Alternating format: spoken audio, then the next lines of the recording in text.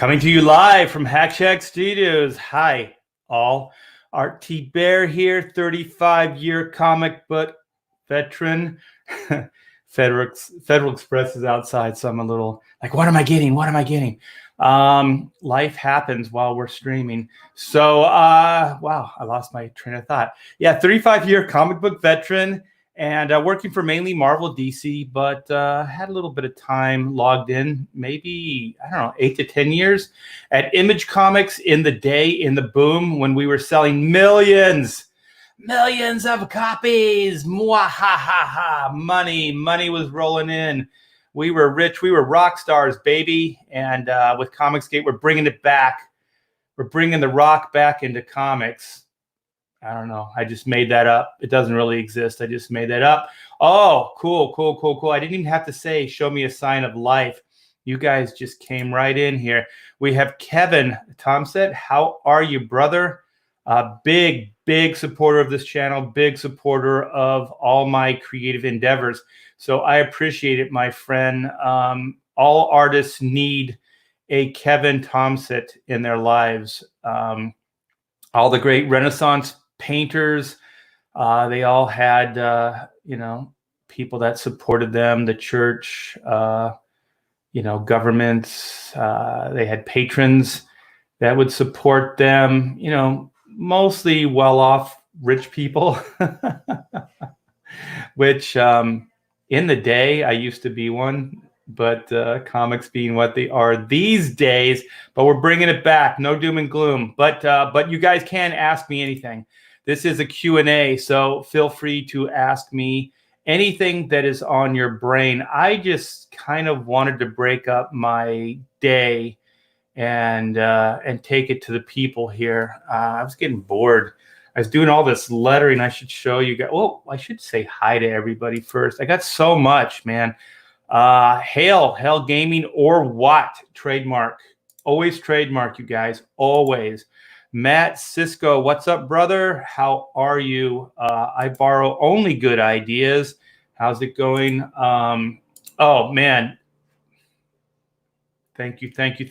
And I hope you are all being safe. Be safe. Don't sneeze and cough on people like that obnoxious lady that went in the supermarket and did some bullshit. What's wrong with people, man? I as old as I am, I scratch my head like, what the hell? If you guys haven't heard, I guess some woman, lady, girl, idiot went in and started like acting like she was coughing and sneezing all over food. So the supermarket, since the hysteria is what it is, they had to pull all that stuff from the shelves and just waste a bunch of food. I hope that woman is going to do some serious jail time because I think those are considered acts of terrorism. And we as a society should not take that stuff lightly. So lock her away. Throw away the key. Yes. Ooh, aloha. Yes. Bianca fights the zombies. Oh, man, another good friend. Yes, Philip Steele. Philip Steele is a talented artiste as well. Go to his Indiegogo, not his Indiegogo, but his Instagram, Facebook. He's all over social media. He does commissions and things like that. He's very, very talented. I should have him on the show someday. He lives in Texas where people still have money and spend money. And that's why I like Philip Steele. I'm good friends with him and his wife, and I've seen his home, his neighborhood. It rivals my own, but it is way more manageable as far as expenses. Yeah, there's not a lot of doom and gloom in his region of the states. Hello, what is that? Tolfer? I don't know. Gaming or what? Is this a question? I don't see a question mark. What was your first comic book you bought as a kid? Oh my gosh. It was a Batman, and I didn't buy it. My parents bought it for me.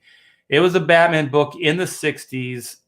I don't know the number. I still have it. It is in horrible shape, I imagine, because I loved it to death. And if you know what that means, I just read the hell out of it until it fell apart. And now it's probably 40 years old, or no, it's probably it's probably 55 years old now. And I remember the cover. Batman was, I think he was coming down on a parachute.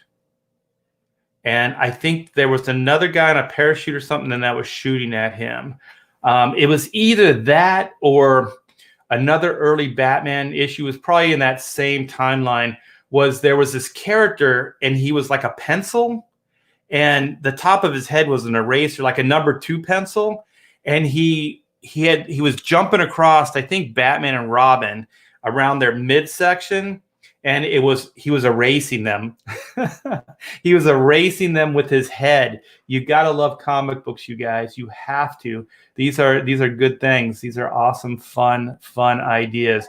So yeah, he was like erasing his midsection. So I don't know the numbers, but I believe they were Batman. I don't think they were Detective Comics. I think they were Batman. Good question. Good question. We have Brian Beardsley. Yo, what's up? All right, let's go. We have youngsters deliberately coughing on the elderly. Disgusting. What? I mean, I understand like pranks, right? Prank phone calls, is your refrigerator running or whatever those stupid things were, or even like where you light fire, like poop on fire and leave them on somebody's doorstep, and then they start stomping out the fire and get poo all over their shoes. Like those, I mean, those were not like, the older people didn't think that was cool, but it wasn't like, these are acts of terrorism, you guys. Like anybody who's thinking about doing this, I don't think anybody that's watching me would ever think about doing something so stupid. I think we're more enlightened than that, but those are acts of terrorism, you guys. These are serious crimes. Don't do these. Don't do it.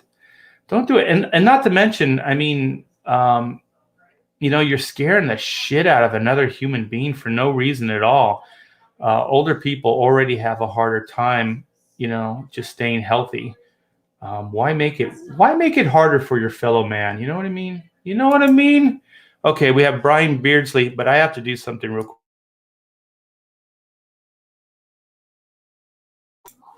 It's allergy season, so I had to do a little nose clearing, and didn't want you guys to hear that. So Brian Beardsley, do you see the end of the brick and mortar stores?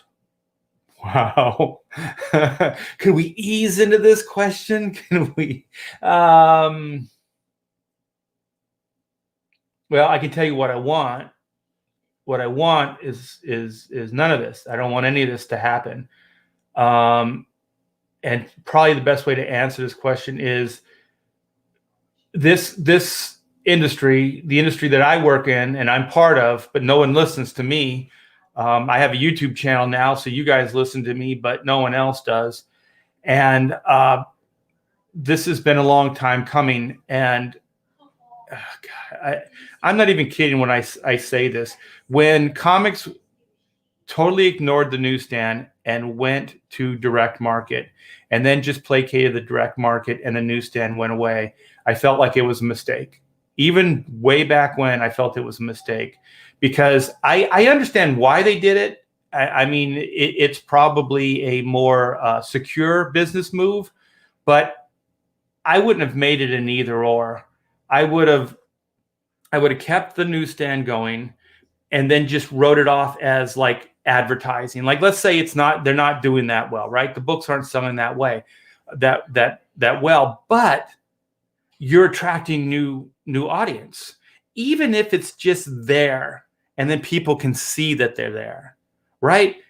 But now kids don't even know comic books exist. Like, they don't even see them. They don't have access to them. You have to go out of your way to even see a comic book. It's an abstract to most people now, younger people.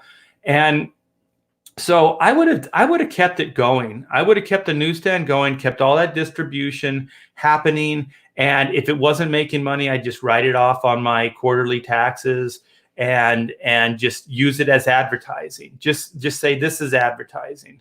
We're just putting these books out as a form of advertising. And then you have potential to grow and keep growing as an industry. But as soon as you pull that and then go with a direct market, it's harder for you to get new readers in unless those comic shops are advertising to their community constantly, getting them in front of people and the like. But most of the time, those guys are working, like month to month, hand to mouth, and they don't have an advertising budget either. So it's really, really tough. It's a tough situation that the comics industry has put itself in. And the sad thing is now we are reaping the rewards. We are sowing, what is that word? Reaping the rewards kind of thing. And it's sad, but this is decades coming. It's decades coming. People like myself, I'm not the only one who had that observation. I talked to my colleagues and friends, and they've all said similar things. So it's not like I'm Einstein, but I did see it pretty early on. So do I want to see them closing? No, I do not want to see them closing. Does it seem like it's a possibility? Yes, it does seem like it's a possibility. I'm also not one of those guys that I say it begrudgingly. I say it, I don't want to say it, but I'm not an ostrich, and I'm not going to bury my head in the sand and act like there's not a problem. I think the only way you can deal with problems is to address them and to see them in the clearest light that you can, with reality just glaring. I know sometimes it's really hard. I got something in my eye. Hold on. Oh my gosh, I know this is taboo, you guys. I'm touching my eye. But yeah, I know that was a long answer there, but it's not an easy answer either. But it's a good question. It's a good question, and it's a question that this industry should have been asking themselves a long time ago. But I still hear people on the internet, other comic professionals, and they say there's nothing wrong. There's nothing wrong. I don't say that there's nothing wrong. I say it's still business as usual. Up to the coronavirus, it was business as usual. So there's nothing wrong. It's just business as usual. And then there's people that they say in a naive way, they say, I just want to get back to what it was, or to normalcy. Well, normalcy wasn't good either. So I think we have an opportunity. I think we, as this industry, as the fan base, we're all building this together. We need to see these things, and we need to adjust. We need to change. And I'm really, really glad that that Comicsgate started happening. I'm really, really proud to be part of this. And I do think while others are insecure about their futures, I feel very, very secure with mine. We are going strong right now. Black and White Vampirilla is trending. Let me see. I'm gonna show you guys. Well, here is the campaign. This is the campaign right here. This is Vampirilla limited edition cover by Art Thibault, or Thibaert, or Thiebert. Just don't call me late for dinner. Yeah, so 3,142. We are just starting day 3. Day 3, 42 backers, 43 backers. We just got a backer. Thank you very much. We have 29 days left. So this is going really, really well right now, you guys. So other people are having a hard time. They're worried about their future. With stuff like this, we have a future. And Dynamic Forces, I know they're getting a lot of shit for associating with Comicsgate creators. But Nick and that company are very progressive. I know that the other, like the left, like to think, oh, progressive, they throw that word around. But Nick and Dynamic are progressive. They're doing everything. They're not going, oh, well, we're just going to do this one thing, or we're just going to do this other. They're open to everything. They just want to get comic books in front of readers. That's what they want. They want to entertain people, for Christ's sake, man. They want to entertain people with comic books. Wow. What a crazy thought, right? So we have that, and let's see if we're still trending. Oh my gosh, look at this. We are the #1 book trending on Indiegogo right now. So Vampirilla limited edition cover with black and white is trending right now. Look at that. Look at that. And look at the second book. It's Ethan Van Sciver's Cyberfrog 2 Wrecked Planet. All right, the 2 top books at Indiegogo are Comicsgate books. And look, the second row, we have Zach, your boy, Pandemic. Yeah. This looks like success to me, you guys. This looks like success. To me, somebody in, oh my gosh, it was last night.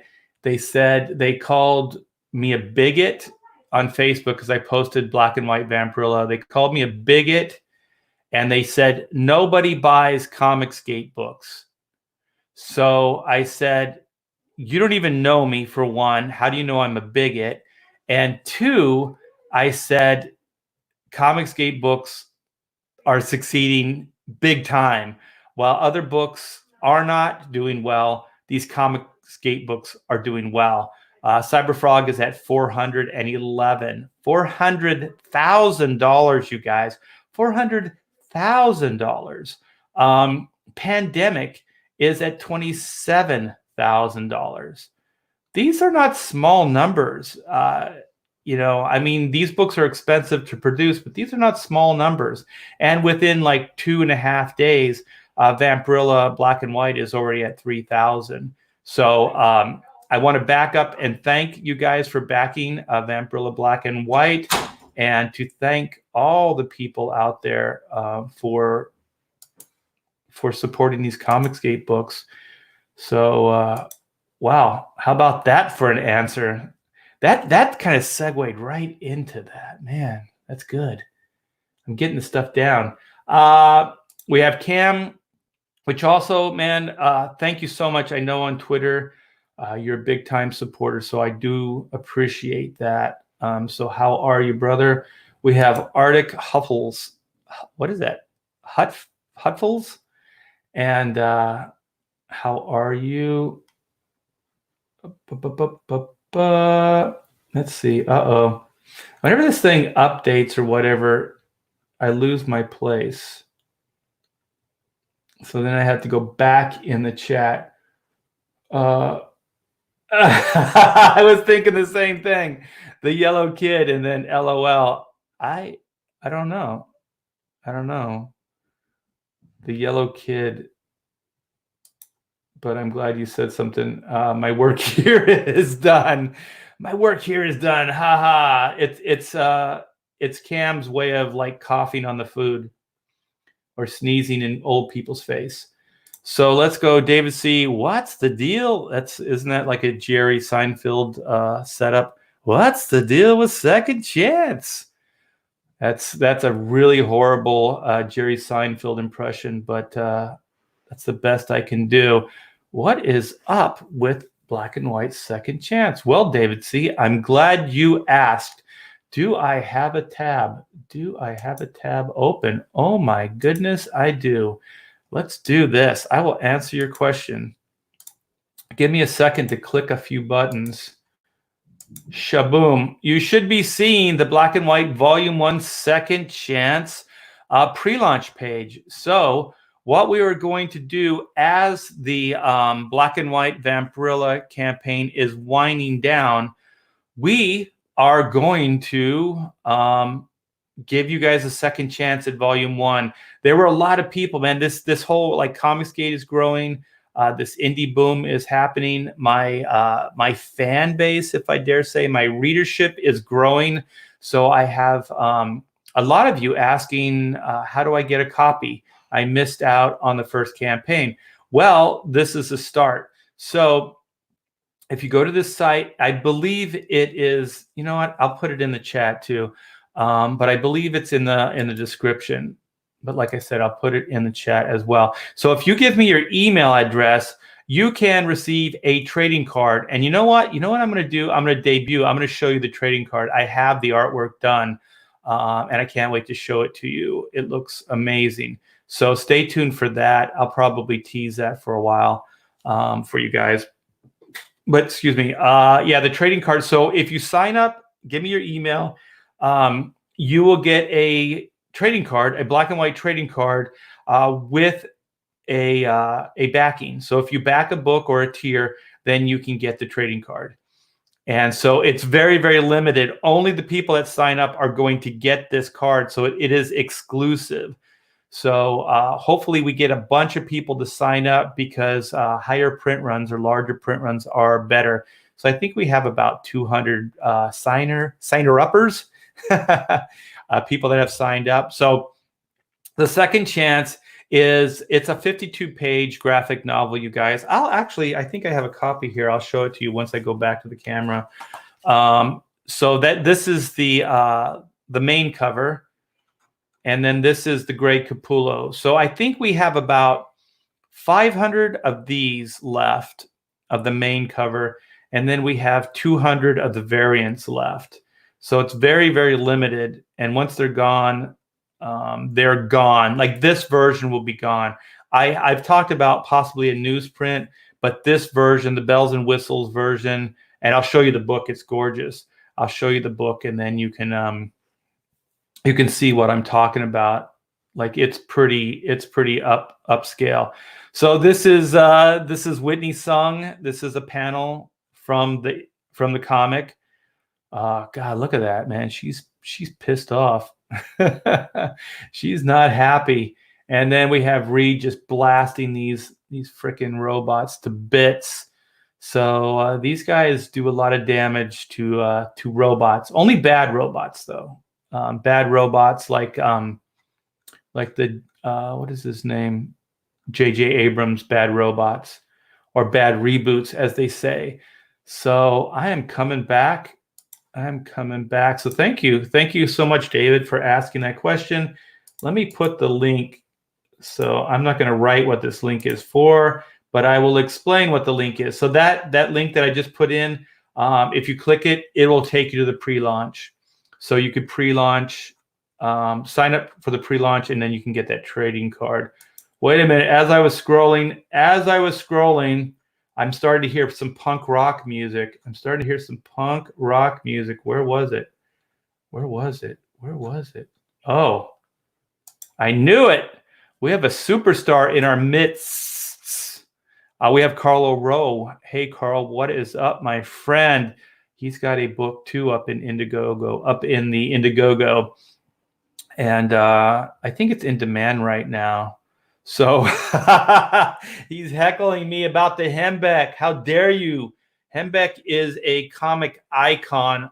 He's an iconic artist. And you, my young friend, need to educate yourself. This is Carl and I's. This is our only tiff. So everything else we're pretty much eye to eye on. But for some reason, man, he hates the Hembeck. You know who can save this industry? Hembeck. Wait a minute. I just said he hates the industry, but this sounds positive. Maybe Carl is finally seeing the light. Maybe he is finally seeing Hembeck for the true genius he is. Let us hope. So, yes, let's go back. We're going back in time in the chat. Who here understands Cam's joke? That still cracks me up. You guys are funny. Don't cough. Did I cough? Yeah, I cough. I'm old. No, I'm cough. I get congested, and this is the season for allergies. We're getting into springtime, and I'm in the hills here, so all the pollen likes to come out this time of year. But I love it, man. God, with the rains that we've had, we have this beautiful sky. The clouds are all fluffy and white. If we have clouds, they're usually kind of gray. But man, it is a gorgeous day. And today is going to be my last big official work day. I am taking tomorrow off.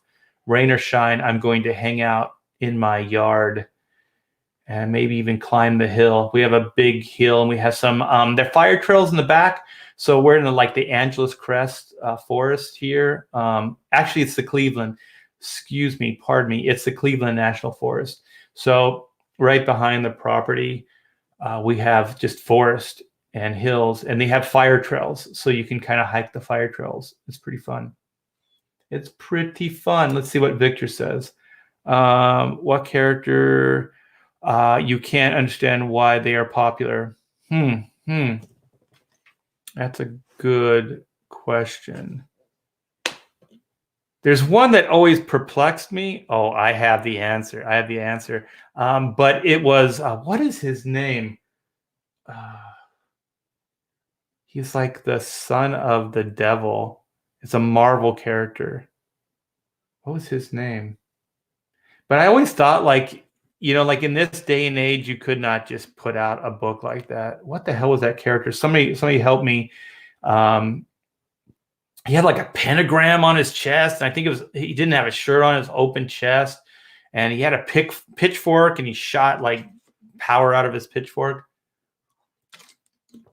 Oh my gosh. I think the tagline was the son of the devil or something. I can't remember his first name though. But I think the one that, and I talked about it on a stream a couple days ago. Oh, Kill Raven. Cool name, but that character, really, he's so weird. Look up Kill Raven from the 70s and just the visual of the character. Maybe I can find it. Hold on. Let's see if I can find it. Kill Raven. Yeah, it was like a warrior of the worlds. Let's see if we can find a visual. Okay. Yeah. I'm trying to find the worst drawing of him. Oh, actually. Oh my gosh. I don't know how to show this to you guys. Let's see if I can do it this way. I'll save it as and go here, save it. I'm probably still on camera, aren't I? So this should be downloading now. Boom, there it is. Okay, I'm going to come back now and screen share with you guys. And this is what I'm talking about. This is the character that actually, and I'm not saying I didn't buy this book because I did, but this is the newer version. This isn't the 70s version, but I believe this is the costume. Look at that. Holy crap. Yeah, whenever people are like, oh, you know what? Comic books are sexist. They exploit women. They show them in scantily clad outfits and they're highly sexualized. I'm not sure what this is, but look at those shorts. He's got hip boots. This is weird. So I would say Kill Raven for me is the most perplexing, odd character that I've seen. I kind of like the idea. He's kind of like John Carter, or like John Carter meets War of the Worlds kind of thing. But really, really bizarre. And they're fighting like space creatures with lasers, with swords. Most bizarre. Like, just get their weapons. Use their weapons against them. So yeah, I would say Kill Raven.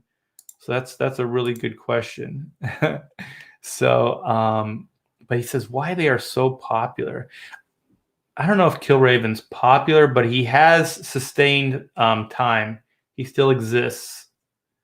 So don't cough on people. Yeah, don't cough on me either. Yeah, let's if you're gonna cough, keep it in your space. Your personal space. Oh, Kevin says, my first comic was Incredible Hulk 132. Hulk versus Hydra, 1968. Oh my gosh, good stuff. You know what? I've told this story, but man, this bums me out to the core. All right, in the day when Marvel first launched their line was 61, 62. So it was about the time I was born. So I think I was probably 5 or 6 when I started getting into comic books, because like that Batman TV series, the 66 series, that did it for me. And then I found out there were comic books based on Batman, and I had to have every issue. So I drove my parents crazy. And so then you start, once that you're locked in, then you look for comics everywhere, right? As a kid, it's like, oh, maybe there's some comics here, maybe there's some comics there. And so you scour like the supermarkets, the liquor stores, any store you go in with your parents. And so everywhere I looked, there were only DC books. There was DC books, Harvey. There was even Atlas Comics. There were a lot of different comic books, but there were no Marvel books. So all through the 60s, I didn't have access to Marvel books. And I think back, I was like, I would have had all those books. Like every one of those Marvel books as a kid, I would have owned, if I knew where to get them, which I did not. And later, as an adult, you find out that Marvel in the early days, I think they were distributed by DC. Like DC, we got to get back to these things, man. DC, I think, had its own distribution company, or I don't know how they did it, but it's Time Warner now, and Time Magazine. Well, it's owned by another company now, but I always thought, like, why don't they distribute their own comic books? They already have the outlets. Time Magazine, TV Guide, all those magazines were going into every venue you could think of, every outlet. So I didn't understand that. But the nearest I can figure out is that the places, like the area that I lived in, for some reason, just didn't get Marvel books. And I didn't have access to Marvel until the early 70s. So when all the new wave of Marvel books started coming out, like Ghost Rider and Brother Voodoo, like a lot of the more horror oriented, that devil character. I'm going to go back and see if anybody answered that question, because now it's starting to bug me. Who was that devil character? See if you guys answered. Zardoz. Yeah, that's kind of who Killraven was based on. Yeah. You know what? I have these. Yeah, the Craig Russell stuff was pretty cool. That was a good run. And I think the costume was slight. Oh, I almost said Hellstorm. I should have just said it, man. I should have said it. And wouldn't you know, Death Metal Hero knew who I was talking about. I have all those comic books, but Son of Satan. Yes. You guys are the best. You guys are the best. And Kevin came up. Oh, you guys all helped me out. Thank you. Yeah, so let me go back in time. We're going back in time.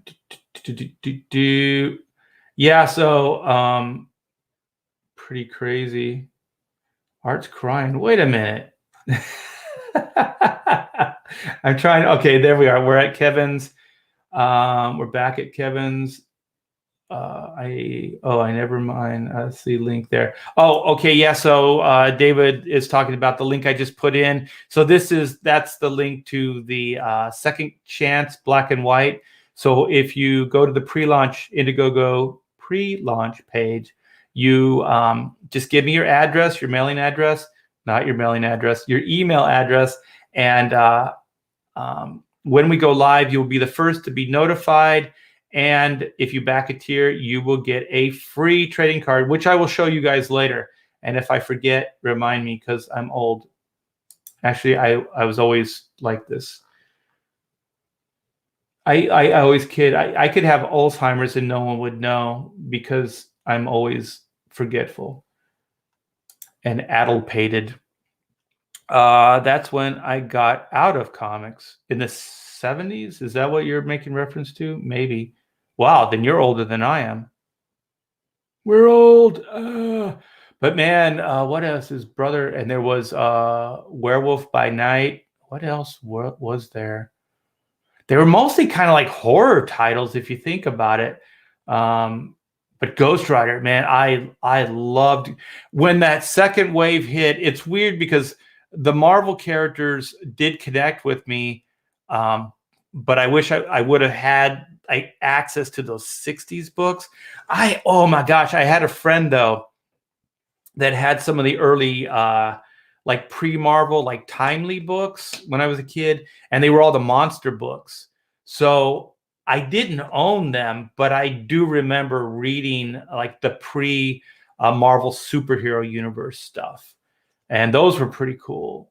Those were awesome. Somebody should just bring back like those like 50s kind of 60s monster books. Those things were pretty cool. And get Art Adams to draw all of them because he draws those monsters cool. But what was I going to say? I was going to say, um, yeah. So my books were pretty much the '70s Marvel, and there was another title I loved. It was Iron Fist. So I was like Iron Fist and Ghost Rider. That was my jam. And Ghost Rider, man, I was like an Evil Knievel kid. So Ghost Rider was like, it's what I think eventually, if Evil Knievel did sell his soul, would have become. I'm not sure that Evil Knievel didn't sell his soul because I think he should have been dead by now. Especially that Caesar's Palace jump. Holy crap, man. If you were a 70s kid, you remember seeing that thing in slow motion. Man, when he snaps his back, holy shit. TV used to show that stuff. I don't know if they would show that anymore. Pretty crazy. That guy was ragdolling all over the place. So Arctic Huffles agreed. Also, the main comic books like Batman and such should have stayed kid friendly, not kiddie books, but books that appeal to adults, but don't have all the gore and other stuff. Yeah, because the thing is, I think we're all kind of like everybody that likes comic books is kind of childlike or kid-ish in their tastes. Most of us still like cartoons and collectible toys and just like reminiscing about their youth. And there's nothing wrong with that. But I think that somehow, because kids stopped reading comic books, that the powers that be started thinking they had to make more adult comic books for the older people, because that's who was buying their books. But I don't think older people were like, like the people that had been reading it for 20 years, 30 years, the comics, were like, oh, you know what? I want to see Batman's dingling. I want to see blood and gore. I want Batman to be in more adult situations. I think, don't talk down to the fan base, but you don't necessarily have to make them, childish. But you don't have to make them really adult either. And my whole observation about the New 52, when DC tried to do that, just to be honest, now that I have distance, I thought it was disgusting. I hated getting those books. They broke my heart because I was like, who are these books for? I can't even relate. If I can't relate to these books, I don't know who else is. And so I started, because they were like, oh, we're going to make books for more adults, adult oriented books. And then I started thinking, like, are they more adult or are they just gratuitous? Because you can have adult situations, you can write adult comic books with adult situations, but you don't have to be gratuitous. Just because it's gratuitous, it doesn't mean it's more adult. A lot of times they can seem just as adolescent. Paul Verhoeven movies, I think those are all like made with the sensibility of a 16-year-old kid. Like you look at all the Paul Verhoeven movies. What was it? Like his Invisible Man. I forget what that was with Kevin Bacon. Like that was all like voyeuristic. The guy is like he's invisible and he looks at the woman taking off her clothes, and like all of this like 16-year-old weirdness. And even what was it? Even if you look at RoboCop, it's pretty juvenile stuff. Total Recall, yeah, it's all but that's the. I'm not saying it's bad because I absolutely love Paul Verhoeven films, but if you kind of deconstruct those, they're not really more adult. They don't deal with adult situations. They're just very gratuitous. There's TNA and there's blood. You know what I mean? Which makes it, on the surface, it makes it seem more adult, but it really isn't.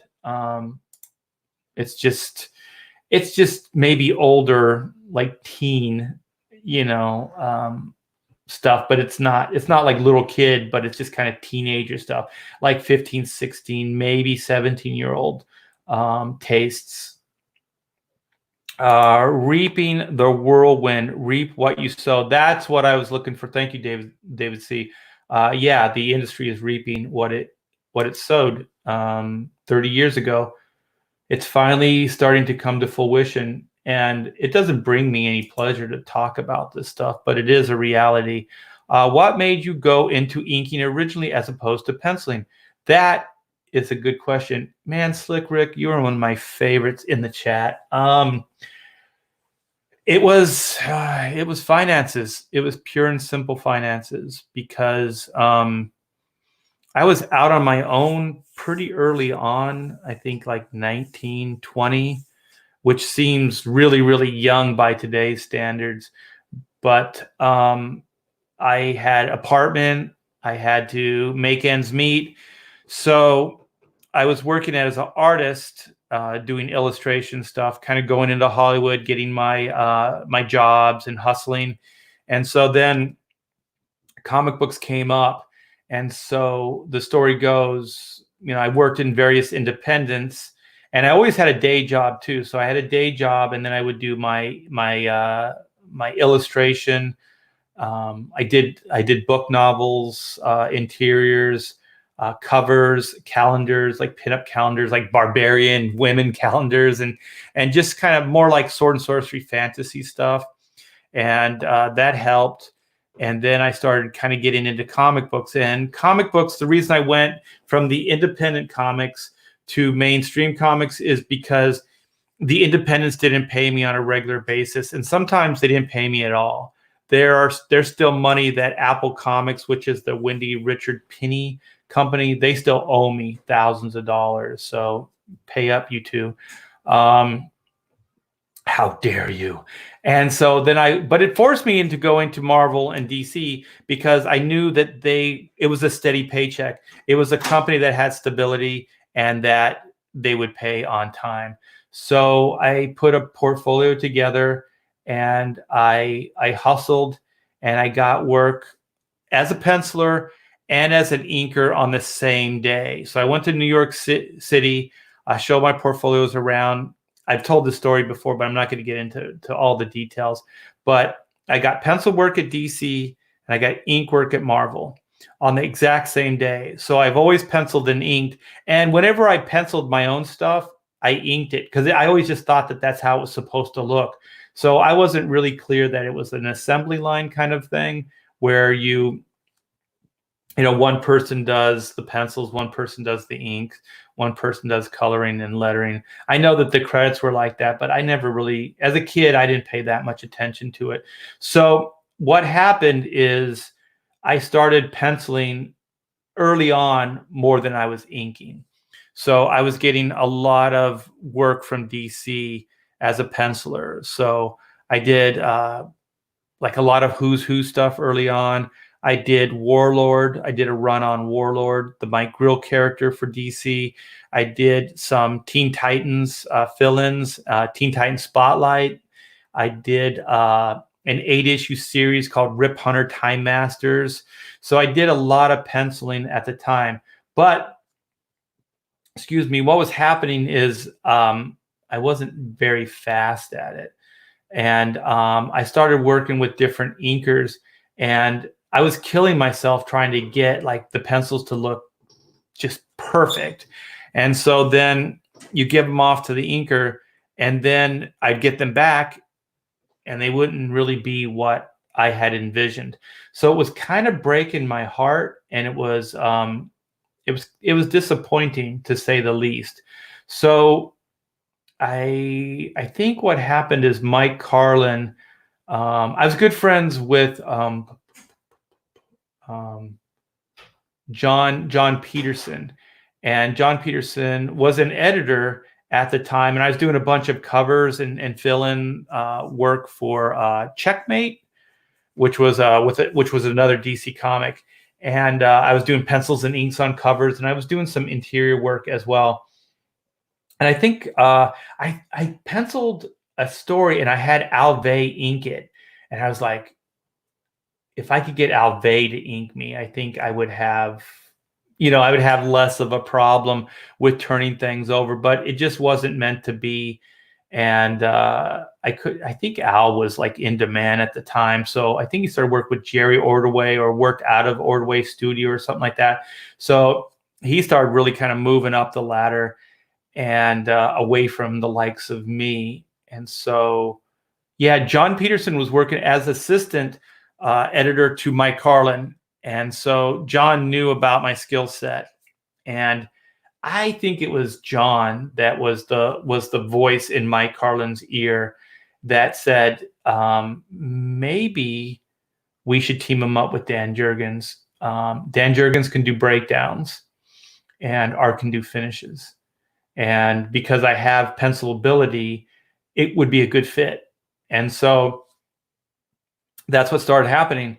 So the weird thing is there was a lot of crossover at the time. So I don't know if I should say I was slow, but there were a lot of things. Like, one thing early freelancers do, they don't say no. You don't say no, because sometimes it's feast or famine. But I can honestly say, from the first day I worked in comics to now, I've never been without work, ever. Not one day, not one single day without work. So that's a testament to good work ethic and to connecting with your readership. And so anyway, I just started doing that. And Dan was pretty fast, and it was Superman. So it was a good title, even though it didn't sell that well at the time. So I just kind of started going in that direction. And my roommate at the time, around that time, was John Moore, who was Howard Chaykin's writing partner. And so I would hang out at the Chaykin studios a lot. And I remember when I was doing finishes, I didn't really know what they were. And then Howard kind of defined it to me, and he said, you have the final say creatively what the book looks like. So Dan Jurgens, or whoever's doing breakdowns, just gives you outlines and like composition and storytelling. But as far as blacks, rendering, anything like that, it's all you. So as soon as he said that, it was like a light bulb went off, and I was just like, I can do anything. I can do anything. And I freaking did. A style came out of that just exploration that is still kind of, not to pat myself on the back, but there were ripples that resonated throughout the industry. And the reason I know is people like J. Scott Campbell said, your style with those bloopy kind of ends, and the way you inked in the old days, and especially when you inked Art Adams, he said, all my style is kind of based on that. I mean, they refined it, him and Alex Gardner, but yeah, that was a big compliment. And because you kind of work in a vacuum, and you don't know how people really think about what they think about your artwork. But yeah, so that's why I started inking, because I could do it faster. So the penciling, it was kind of slowing down too, because my heart was being broken. So when you have enthusiasm, you can kind of keep going, and you can just feed on that and just keep drawing. But then as soon as you start seeing like either the printing isn't that good, or the coloring, or the inking, then for me anyways, it's a compromise. And I was never really that much of an assembly line guy. I was a little bit more heart and soul, especially with the penciling and the storytelling. And so that's why I started doing that. I started getting steady work, doing finishes. The finishing paid more money than inking. So I got paid more, and I got a bigger royalty chunk. It's a 50-50 royalty split.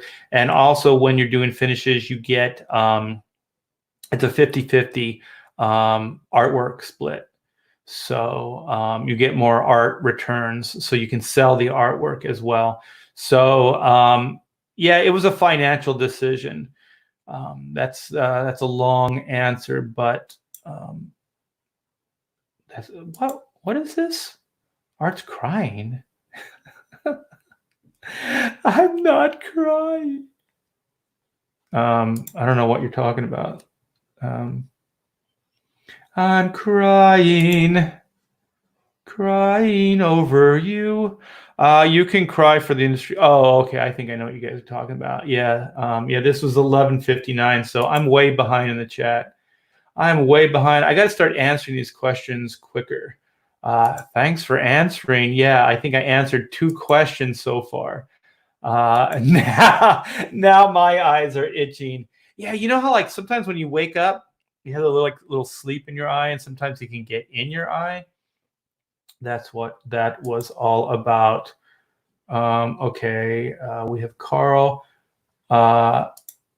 Thebert. Yeah, it's T-Bear, but yeah, it doesn't matter.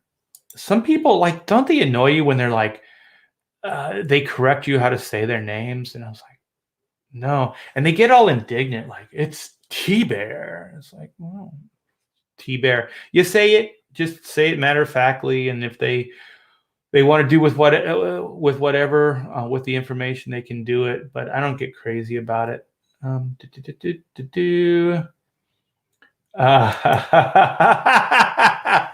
Okay, all right. This is how far back I am. There's like a little mini conversation. Okay, so Carl said this, and I know that death metal is a Hembeck because I think he was on the show when this went down. So death metal's like, you're goddamn right, Carl Oro. Yeah, Hembeck.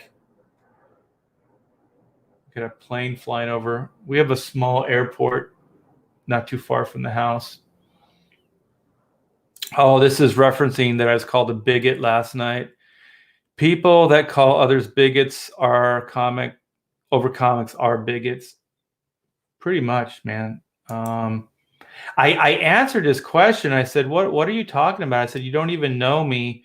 And he never got back. So I wanted to find out exactly why he thought I was a bigot, other than I associate with Comicsgate. But if you know Comicsgate, there's no bigots here. There might be one. I can't speak for everybody. There's one closeted bigot. There's no bigots. I don't know of any. I'm just joking. Igor or Igor. Never engage in conversation. Yeah, I just thought I would put it out, but how I engage, if I do engage, is just kind of like my thing is hold a mirror up and then just ask them why you think that, or why are you saying this? Because usually when you ask people these questions, they can't answer them because they're just on autopilot. They just hate because other people hate, or they just discriminate because other people discriminate. They're not really clearly thinking for themselves. So if you hold up a mirror and you ask them questions, then they have to start evaluating. It's like, yeah, why did I call Art a bigot? What has he done to earn this title of bigot? Yeah, I don't care. I've always been like this. Like, I wouldn't say I have thick skin, but ever since I was young, I just did my own thing, and I didn't really care what people thought. So, you know what I mean? I wasn't always looking for approval from people. So I think that's why when people say these things, I don't really care. I don't care. Hey, Amanda, what are your hours today? I got called in 2 hours early, so 1 to 9:30. So should I talk about that you want to do a variant Vampirilla cover? I want to do a crossover, like do a cool like outfit, because her outfit, I swear, if I move in that, everything's gonna pop out. If not, it ain't gonna work. Oh, by the way, chat, she's not drunk. She's got a toothbrush in her mouth. Yeah, sorry, I'm running late for work. My boss just told me 15 minutes ago to show up at 1, so. I'll tell you, this is how badass the T-Bears are, okay? They gave my daughter, Amanda, thanks, Amanda. She works at Starbucks, and so Starbucks gave everybody an out, and they said, if you don't want to come to work, you don't have to. We'll give you a week's pay. So they lost like half their staff. Half? We're down to 7. We have 40 workers. We're down to 7. 7. So they're working around the clock trying to get you guys your coffee. So when you see your baristas and you go to a Starbucks, be very, very kind. Also, you know, I mean, they are probably more. They can, you know, they're dealing with the general public more than most of us. So they're brave people, and I think Thank you. have some serious dig down. I'm very proud of you. Thank you, Dad. Going out there and not taking the easy route, not going, you know what, I'll take your free money. Because I think Amanda realizes that, one, she's getting more hours, so she's making more money in the long run. And also she's not that it's a victim type thing, but that she's proactive. Like, she's still trying to make a difference. She's still giving to get the money in return. So I like that. She's got character. She's got some character. And maybe the chat can figure out a cool outfit for like a crossover. Because I want to do like a cool crossover. Like, I've seen like Sailor Moon mixed with like Togepi and stuff. Because the outfit to me is not practical. So I want to do like a cool crossover with like some characters your chat can. Well, you saw one that was like Buffy the Vampire Slayer. Like, she had a jacket on, but she had the white collar still. Yeah, I thought that one was kind of cool. And the belly, she had like a belly shirt on or whatever they call those. Crop top. Yeah, and then she had like, I don't know what they call those shorts. Like, they look like those bicycle shorts. They're really tight, but they're like thigh, like middle thigh. Oh, like high-waisted? Yeah. Like a high-waisted short. Yeah, just something cool. I just don't want it to be the same thing everybody else does, because that's boring. Why would I want that? Yeah, so I'm going to talk to Nick and see if we can do a photo cover. That'd be so cool. That'd be so cool. But it has to be a cool crossover. I won't do it unless it's like a crossover between characters, because... You mean where it's not a crossover, but that you would be like a go-between two characters, right? Yeah. So it's like, you know, the outfits of two different characters combined into one. Like Disney bounding, but cooler.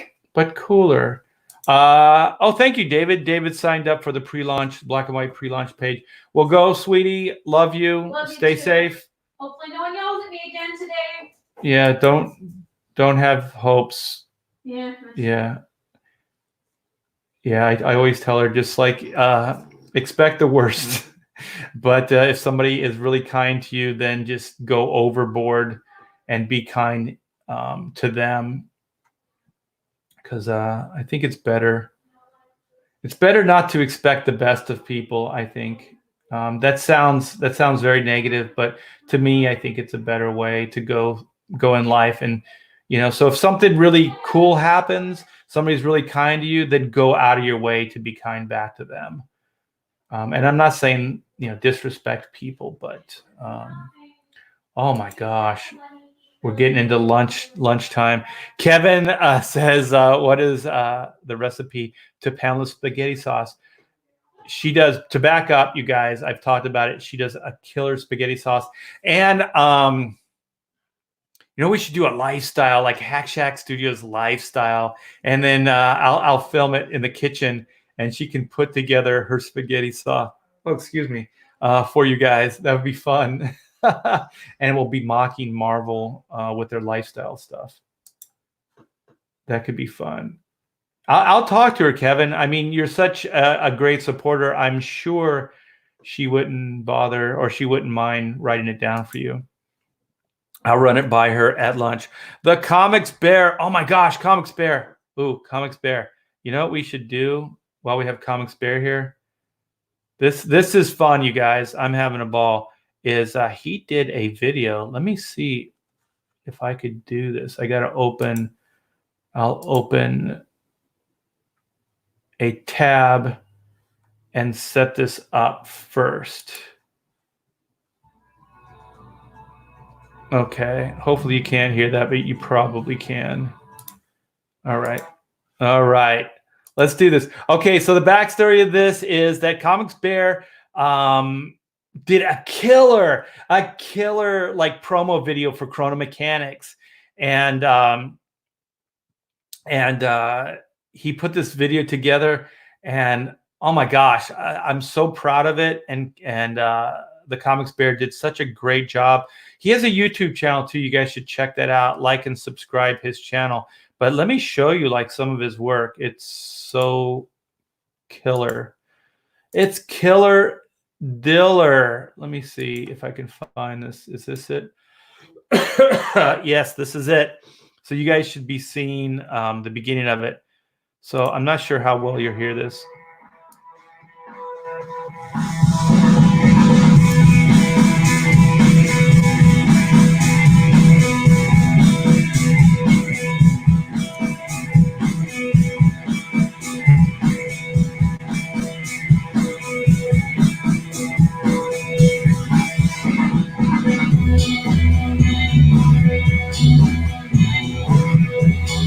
Look at those pages. Man, I can't wait to get this in your guys' hands.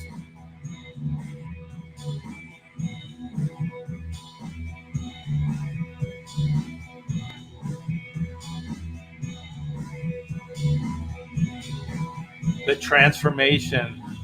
Hack Check Studios presents Chrono Mechanics Retrofit. Story to images by me, written by me and Pamela, and colors by Priya, letters by Jeff Eckleberry. And the best part's coming up. The Comics Bear Productions. Yeah. Wait. I don't want that. What are we doing here? All right. I had a little faux pas there, but I think we're back. So thank you so much, Comics Bear. That thing came out beyond what I thought was possible. So thank you so much. And you guys, if you haven't backed Chrono Mechanics, we are like 3 backers away from 37. Oh my gosh, 37K. That is absolutely crazy. I think I have a tab open for that too. Yeah, this is becoming show and tell. That's not it. This is it. All right, Chrono Mechanics Retrofit. Look at that. 36,914. So yeah, what is that? $85, something like that. $86. Is that right? Away from 37K, which means we are so much closer, just a stone's throw away from the next stretch goal, which Kevin likes the next stretch goal. Kevin Tomslet, he said he wanted the square bound graphic novel. So at 37.5, we will get you that, that upgrade of the book itself. So yes, if you guys haven't had a chance, please come by, check it out. It is in the description, but I'll drop a link in the chat as well. So this would be awesome if today we could get 3 more backers, because I believe 3-4 backers would put us into that 37K. This is, you guys are kicking ass, man. The support that this little campaign has been getting is phenomenal. And don't forget, click these. They're underneath the video, and we got some really cool reviews from different famous people throughout time. Aristotle, Midas, Ben Franklin even. We got Einstein in here. Who is this one? We got Edgar Allan Poe. He will write nevermore, because the writing on Chrono Mechanics is so amazing. I have to read this one, though. The writing on this book is unsurpassed. I will write nevermore. Edgar Allan Poe, writer of scary stories and bird lover. I'm just going to read all these because they're funny. All the knowledge of the universe is in this book. Deep. Huh. Aristotle. Some know it all in a bathrobe. Yeah, that guy, his fashion sense is pretty weird. And so we have Van Gogh. He says, what? Because he cut off one of his ears. So he's deaf artist and lunatic. But you know what? My daughter and I went to New York City for a Comic-Con at Long Island, and we went into the city and we went into the Met, and they had Van Gogh paintings there. Holy shit, you guys. Go and try to see a Van Gogh face to face. Like, the photographs do not do it justice. The textures, the way he paints, the strokes, they're so aggressive, but they're so damn cool, man. Van Gogh is one of my favorite artists, as well as John Singer Sargent. And they have Singer Sargent artwork there too. And I had no idea those paintings were as big. I mean, he paints smaller, but there's some almost life-size portraits in there as well. He has like this whole room to himself. It's pretty cool. And Midas, this book is pure gold. No, I touched the damn thing. How does it end? See, he touched it and it turned to gold, because everything he touches turns to gold. Very rich king and hands-on kind of guy. See, these are the jokes, people. These are the jokes. This book is a shocking discovery. Ben Franklin, inventor and avid kite flyer. You see, Ben Franklin discovered electricity when he went kite flying once, and he tied a key to the end of the kite, and then the lightning struck the key. It was a divining rod, and then it was an eye-opening experience. Ben Franklin kicks ass. T-Bear makes time travel relatively fun. Einstein, smarty pants scientist. Like I said, guys, this is the humor. These are the jokes. So yeah, if you guys haven't checked out the site, please do so. It's a fun site. There's a lot of fun stuff here. There's artwork to look at, and if you like what you see, please back. The book is done. The pencils and inks are done. We're getting the lettering back right now, and we have a few more color pages that we still need. But other than that, it is pretty much done. And so we are going to go to print pretty darn soon. So I said I was going to put that link in, and I did not. So I'm going to copy this, and I'm going to put, this is the chrono link. So then it's also in the description, but now it's in the chat. So black and white, Jar Jar. Okay. They can can they kill BB-8? Please. This is a plea from Arctic Hutfuls. Yeah, come on, Disney. Can you please kill BB-8? Can we do that? Yeah, this is what we need. The death of BB-8. No, I don't think they're going to do that. He looks like a snowman, but I find snowmen, like the design of a circle in a circle, kind of aesthetically pleasing.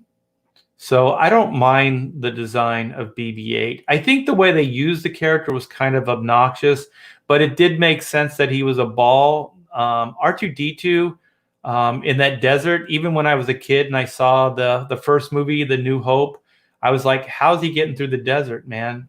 There's no way that droid would be able to shuffle through that sand.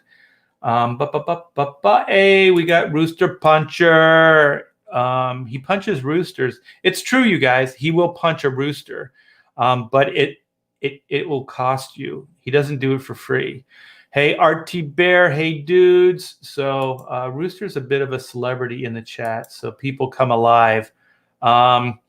We got leg kick 1. Hail art, hail chat.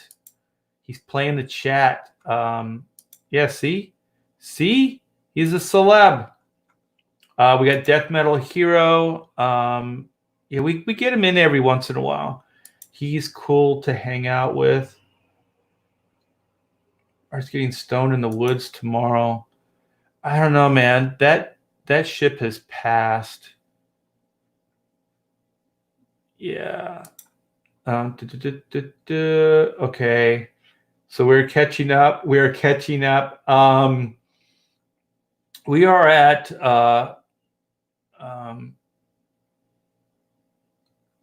12:50 now. So we're almost caught. Wait, are we caught up or it just jumped? Why does it do that? This is a Q&A, man. I gotta read everybody's stuff. I gotta see all of our coffee shops. Oh man, that's sad. Oh man, I see Kurt Wyndham in the chat. Yeah, it's weird how the chat works. Like if you just kind of start scrolling, sometimes it'll jump. So also collected checkmate. Oh, I'm collecting Warlord. Yeah, I just sold 3 issues of Warlord, like all my original artwork to a collector. I sold every page. Like I don't think I ever sold one page, and he wanted all of the artwork. So I sold him everything at one time. I have the Rip Hunters series. Don't hold that against me, man.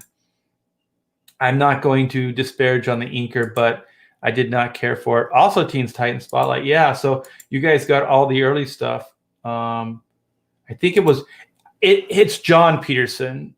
Yeah.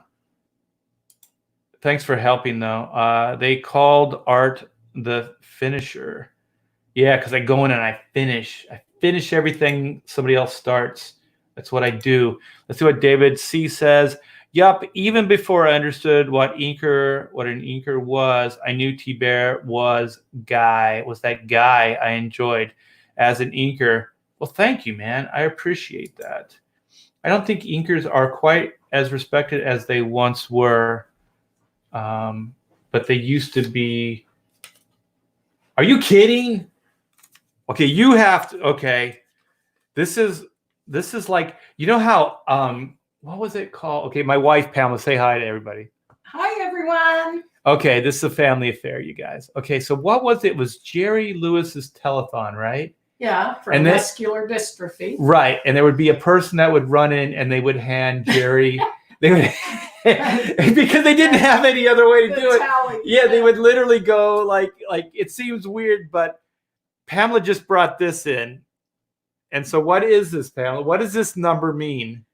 That means that we are almost within spitting distance of getting the spine on chrono mechanics. Yes. So at 37, then we're on the 37.5. Yeah, then we're on kind of the other side, and definitely a stone's throw away from the 37.5. So what is this? Do the math. How much away from 37 are we? What is it, like 522 or something? No. But how far away from 37 are we? So that's 78. So we're like 25, 20, less than 25. Like 22. 22, 23. Yeah. So one book.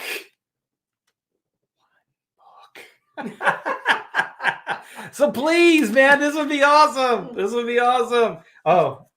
I came to snitch. Oh, are you doing some writing? Yes. So thank you for that. So this is our Jerry Lewis telethon. Because remember, there would just be somebody. Oh, you know who else used to do this? Do you remember the old PBS fundraisers? Yes. There would be some like, what do they call those PAs? Those they were interns, but they had a name other than interns, right? Yeah. And they would run in and they would they'd have like their Post-it or they'd have their thing. It's like, they'd be all excited because they just like turned over another number, they hit another milestone. I always loved, they'd show the bank of people manning the phones. Oh, they had like, it was like a stair step, right? Yeah, and they were up on like a stage. It looked like, what was that old game show where they had celebrities and they would write in their answers. What's my line? Was it What's My Line? Yeah, they had like a little stair step, so the celebrities were kind of stacked. Oh, I think you're thinking of the tic-tac-toe one. Oh, what was that? Paul Lynde always made me laugh. Oh my gosh. Yeah, I can't remember that. It's old school, you guys. Yeah, we're old. I'm old. My wife is young. I'm you know what? I married a kid. And she's my trophy. Oh, yes. Come over here. Let me polish my trophy. I don't know. Do women look at that as like a compliment or as like an insult?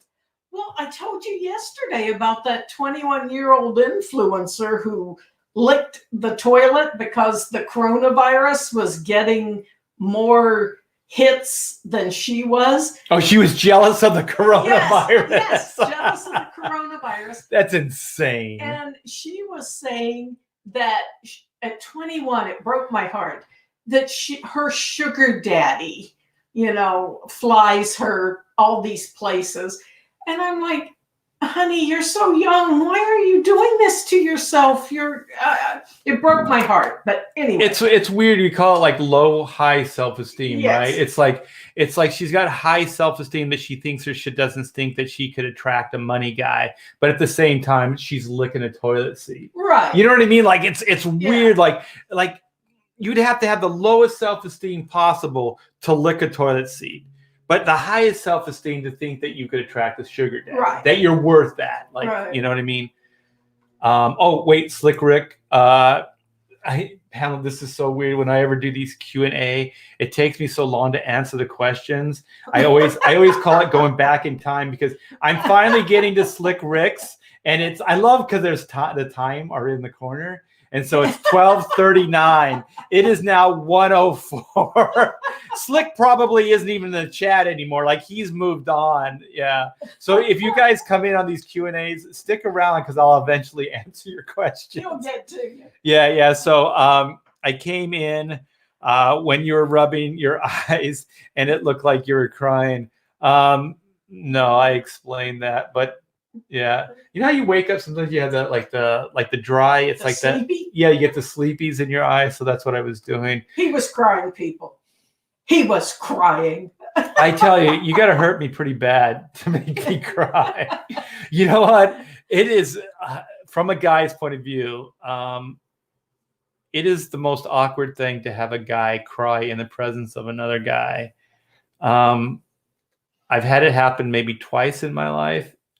And I don't know what to do. I don't know what to do. Like, there's part of me that just wants to like go, oh, you hold him and go, it's okay.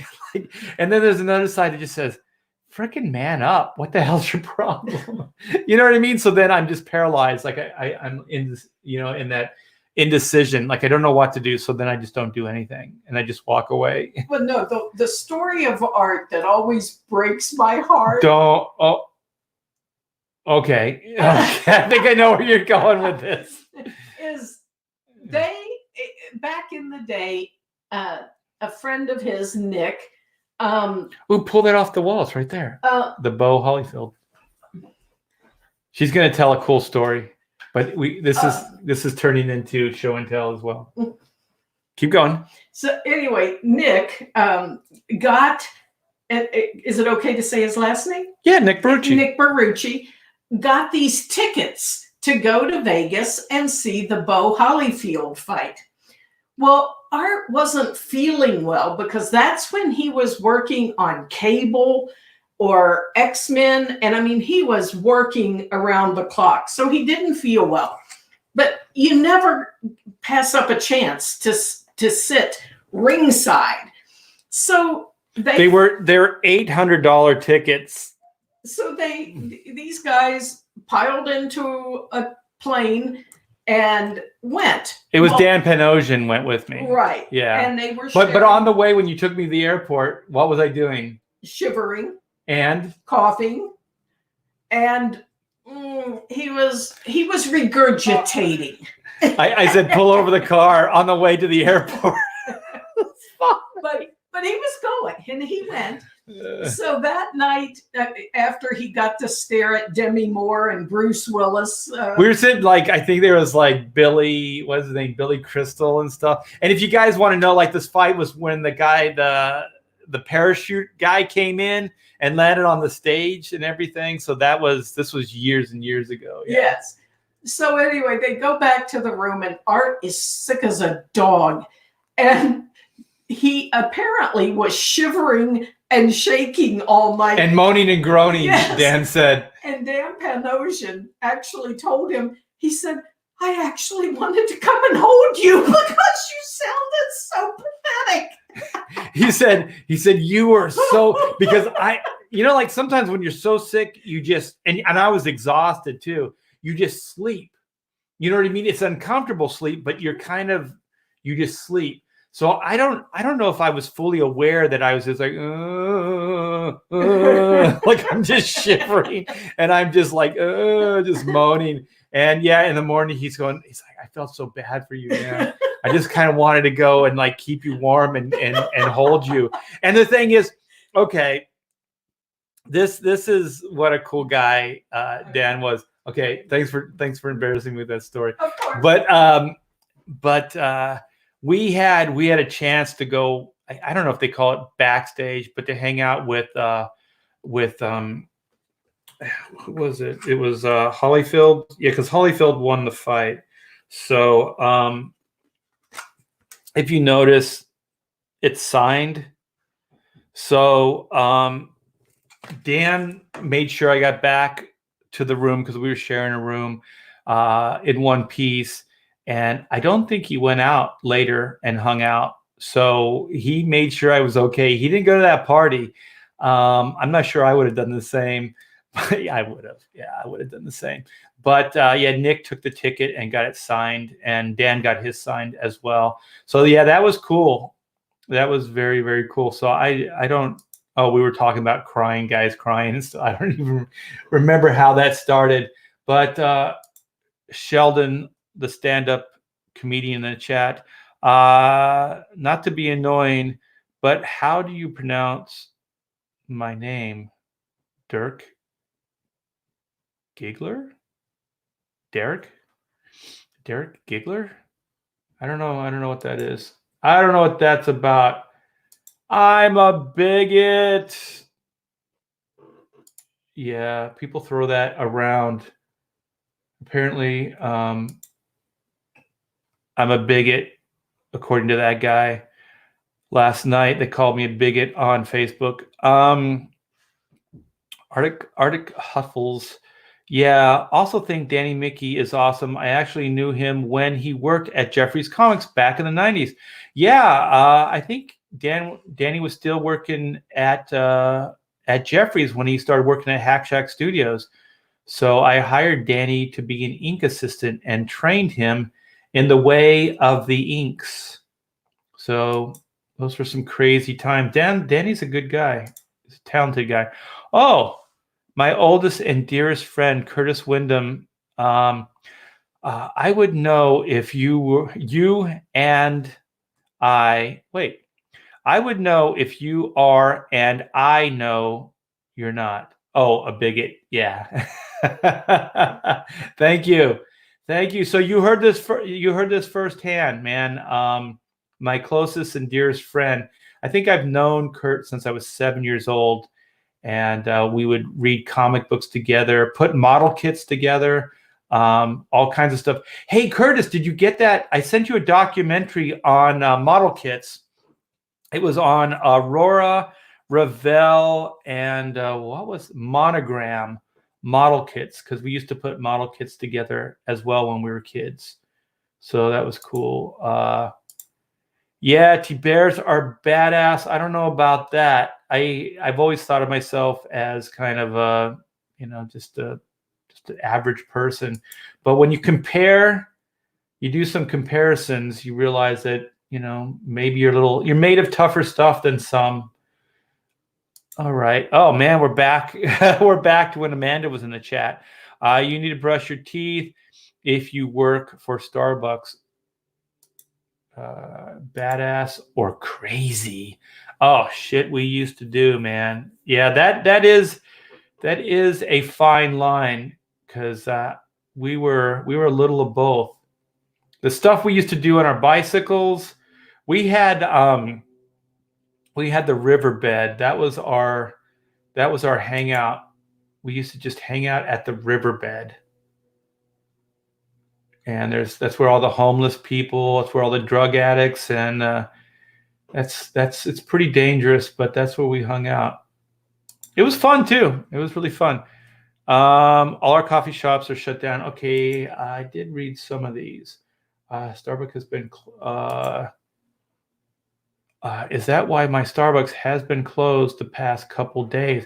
Maybe they just didn't have the employees, but I don't think as a company, Starbucks has officially shut down.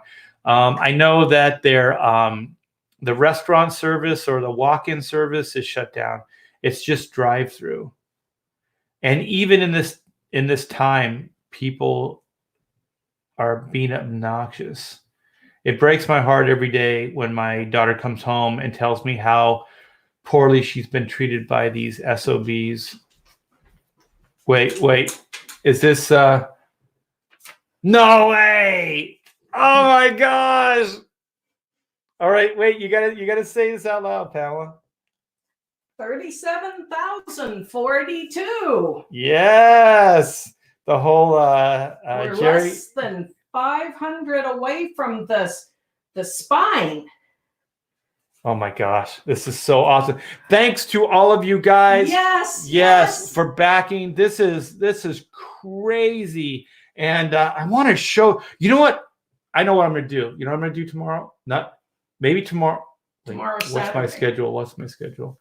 Saturday, Monday, or Tuesday is mail-in. So I'll try to put it together for the weekend.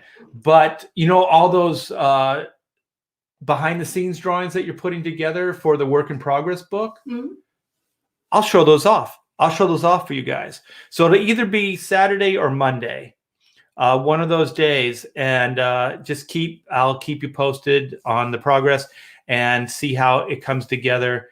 But I'll show those drawings off. So you'll also get to see, we have in the Indiegogo, we have where you can buy a behind the scenes drawing for only $20 as an add-on, right? It's a mystery. Yes. Right. So you never know what you're going to get. So that will go with your book. So you don't have to pay additional shipping. And it's only $20 and you get original drawing that may have been used in the book.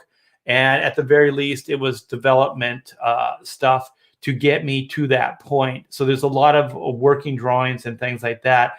And I'll show those off because we got a stack. There's a whole FedEx box full of them, right? There's a lot, yeah. And Pamela's been going through those.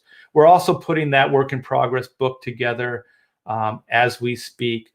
So everything as far as the Chrono campaign is going together. And also, like I said earlier, the book is done. Like here, that's not it. Where is it? Yeah, this is it here. So this book goes all the way to page 48. And you've got another book. Yeah, and then it goes all the rest of yeah, it. so this one goes to 48. I got a bunch of notes and stuff in here. So these are also what I use as work in progress. I keep track of the color pages. I keep track of the lettering. So I keep updating. You can see some of my notes for dialogue and stuff like that. So I use these as putting the book together. You can see my little notes and stuff. So that's kind of how I keep track of things. And it's such a fun book. It really is. Just you took them, huh? Oh yeah. Did you show this? Yeah, I'll show it. I'm going to show this. Yeah, well, stay around. I'll show it to you. Okay. I'll show it to him. This is what we're doing now. So this is what Pamela and I put together to give to the letterer. So this is 26. So these are what they call balloon placements.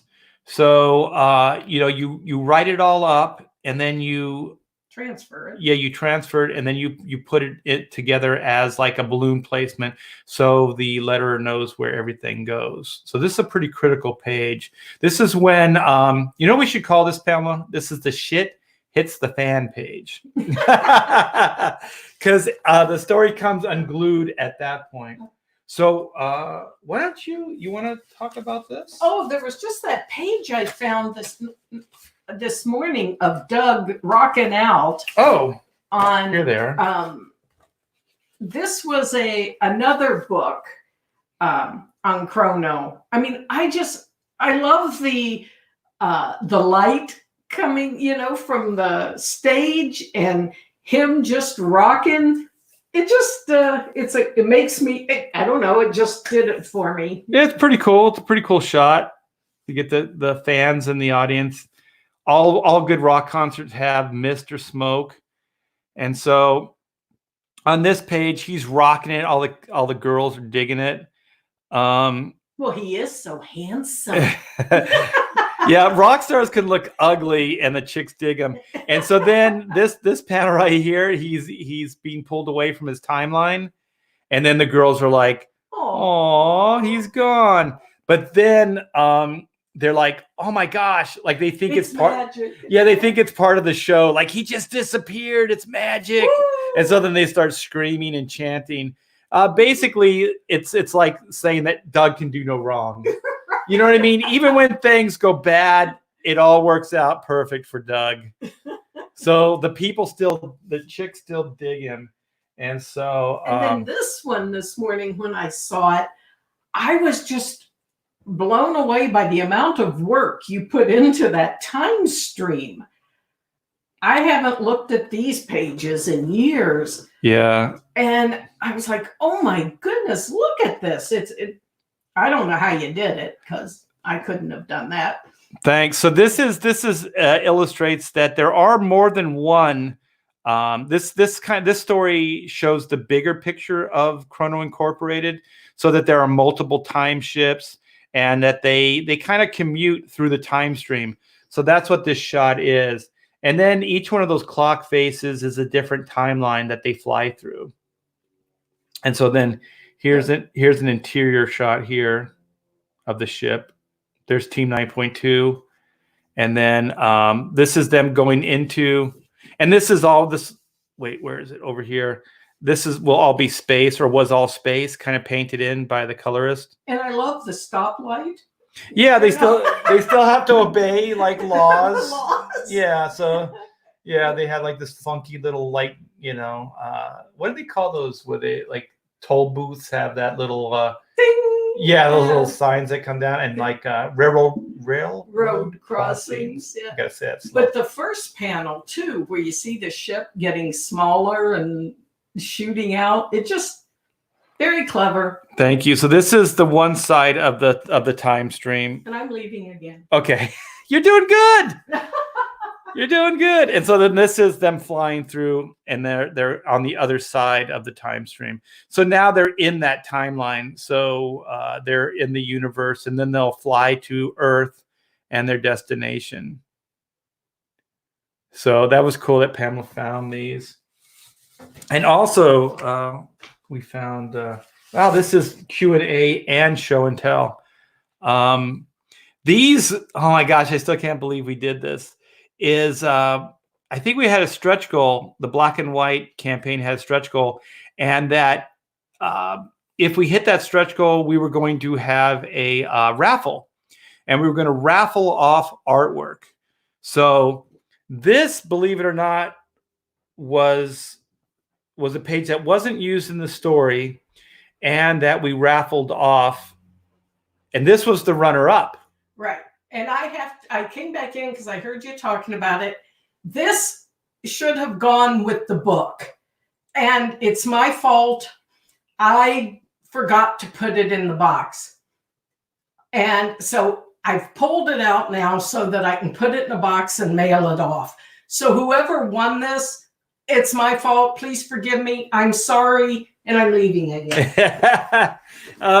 Yeah, so these are going out, you guys, because one of the things is keeping track of these campaigns is We have a wall downstairs where the computer is. Well, I have a computer up here too, and it just has all these notes of things that we had to do. So as you get things done, you start realizing that these little details kind of fall through the cracks. So the two people that got and won these pieces of artwork, they have not gone out yet. So they will go out. And wait till I show you this page, you guys. I just gave this away. I think I've been taking crazy pills. I think my friend Kurt was right when he said brave or crazy. So I think maybe I'm more crazy. This is the Greg Capullo variant cover. I've held on to this since 1994, you guys. So I remastered it for the campaign. And this was one of the stretch goals. I gave this page away. So we did the raffle. I pulled the backer number, and somebody won this page. So if you're in the chat and you were one of the raffle winners, just know these pages are going off. Well, that page that I just showed you and this cover, this is easily a $2,000 worth piece of artwork that I gave away for free. And then somebody did an article on it, and they said, this may be the rarest Greg Capullo cover ever, just because of the print run. Well, this one right here, let me show you. This one right here. So black and white, God, I got to get my head straight. Black and white volume 1, the variant Greg Capullo cover, they said they had, as much as they researched it, they said this is the rarest Greg Capullo cover ever, just because of the print run. And so with the volume 2 second chance, we have 200 of these left of the actual books. So square bound, I was going to show you the quality of this book. Look at how shiny. This book is awesome. And then we thought we'd give kind of like a Star Wars crawl at the beginning. I don't want to hold it open. I don't want to crack the spine. But yeah, just good stuff. Good stuff. So yeah, in about a month, you could expect the second chance campaign to go live. All right. Badass or crazy? Death Metal Hero says, can't it be both? Yeah. We were also young. So they say young and dumb, right? So we had that going as well. Jeez Louise, man. Starbucks near me closed down too. Yeah, let's try to move, because you guys are probably tired of me babbling. And I still have that trading card to show you guys. Hell Comics Gate. Yes, 2020 is going to be strong. Hail the chat. Yeah, you guys are the best. You guys are the best. And oh my gosh, I can't believe 37. I'm so excited. That's so cool, man. We work in a vacuum. We create in a vacuum. And when these things succeed, you have no idea how excited it makes people like myself. Because these are labors of love. We spend hours and hours and hours writing and drawing these things. Don't have hopes. RT Bear 2020 totally making a demotivation. What is it? Demotivational poster? Oh, I'm not sure what that is. Is that kind of, maybe somebody else said something earlier? Oh, I'm sorry. Yeah, they do have the same kind of cadence. And also, my wife has like this cute, more like my skull structure is a little bit oblong, like it's longer. Hers is kind of in this cute, more rounded shape. And Amanda has that adorable shape as well. So I always say, like, Amanda's got the perfect little round head, and it's adorable. I love my family. Cooking with Pamela. Oh yeah, this is back on. We'll do a lifestyle show. The killer bear. Yeah. Oh, maybe the video. Yeah. Man, we've been all over the place. This has been a lot of fun, you guys. This is exactly what I needed, man. I needed to just kind of get outside of my headspace and hang out for a bit. The chat just jumped again, so now I'm going back. Holy crap, you guys. I apologize, man. I am not keeping up with this chat at all. Not self-esteem, it's arrogance. I think we're talking about the girl that was licking toilet seats and shit. Crappy shit. Bo Holyfield, nice. It was a killer fight, man. It was, I mean, I was sick as a dog, but man, I'm glad I did not miss that fight. Yeah. It was an awesome experience. Yeah. And those were the crazy image days when Black and White was selling, you know, a bunch of copies, and I had money to spend $800 on a ticket. Yeah. I still do kind of regret going. You know, we could have hung out backstage with Holyfield, but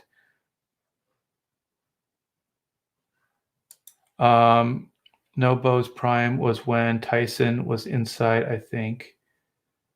Oh, we're talking about in the chat. I'm sorry, you guys. I'm kind of jumping around because I need to wrap this up, but I don't want to ignore anybody. Yeah, I am. Oh man, we got my buddy Todd Mulrooney, Mulrooney Dooney. Is Evil Joe Q in the Chrono Mechanic? Yeah, the Evil Joe Q is in the book. And yeah, that guy could have stepped up. He could have helped me out. But he did not over Marvel, and he just let me burn. He let me crash and burn. So I wouldn't say that we're arch nemesis or that I hate Joe, but he's definitely not one of my favorite people. CB and David Bogart, on the other hand, those guys, I hate their freaking guts. I hate their guts. It's weird when you say you hate somebody's guts. Remember when you were a kid, that was the big thing to say. It's like, yeah, I would hate anybody's guts. Yeah, it's like a no shit kind of thing. I wouldn't like anybody's guts. I wouldn't like anybody's interiors at all. We used to put pegs on our bikes. Putting pegs on your bike is tight. Pegs on your bike. Are those the ones that like on the spokes? Yeah, I don't know what those are. And if those were like, we used to put like cards, playing cards, and it sounded like a motorcycle. Pop, pop, pop, pop, pop, pop, pop, pop, pop. Like, I guess like an old school motorcycle. I think it was the second one. Oh, are we still talking about the fight? I don't remember. Thoughts on Eric Larson's crowdfunding with no apologies to customers and Comicsgate. I kind of wanted to listen to that. It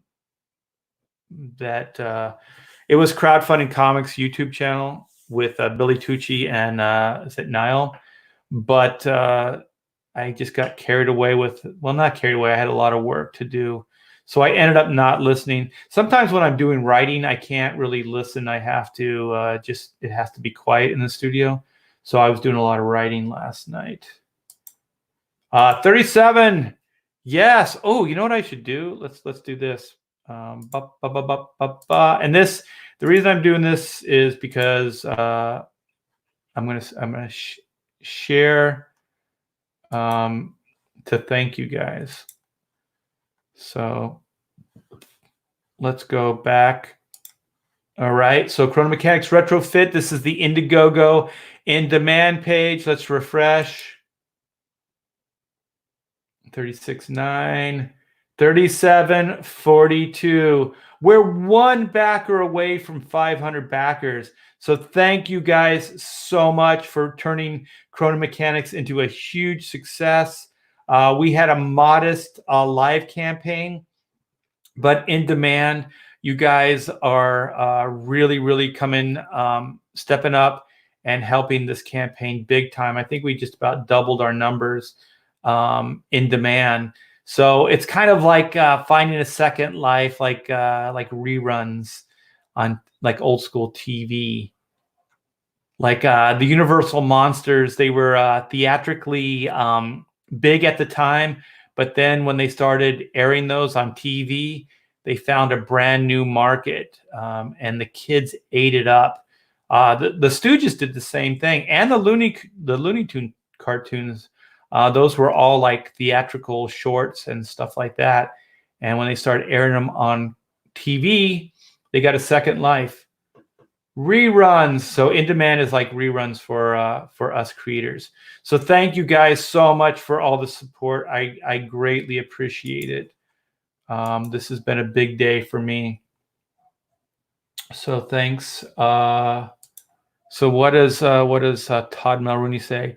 Are you still represented by Circle of Confusion? Yeah, I sure is. So Circle of Confusion is a Hollywood rep company, and kind of like William Morris, not Philip Morris, but William Morris.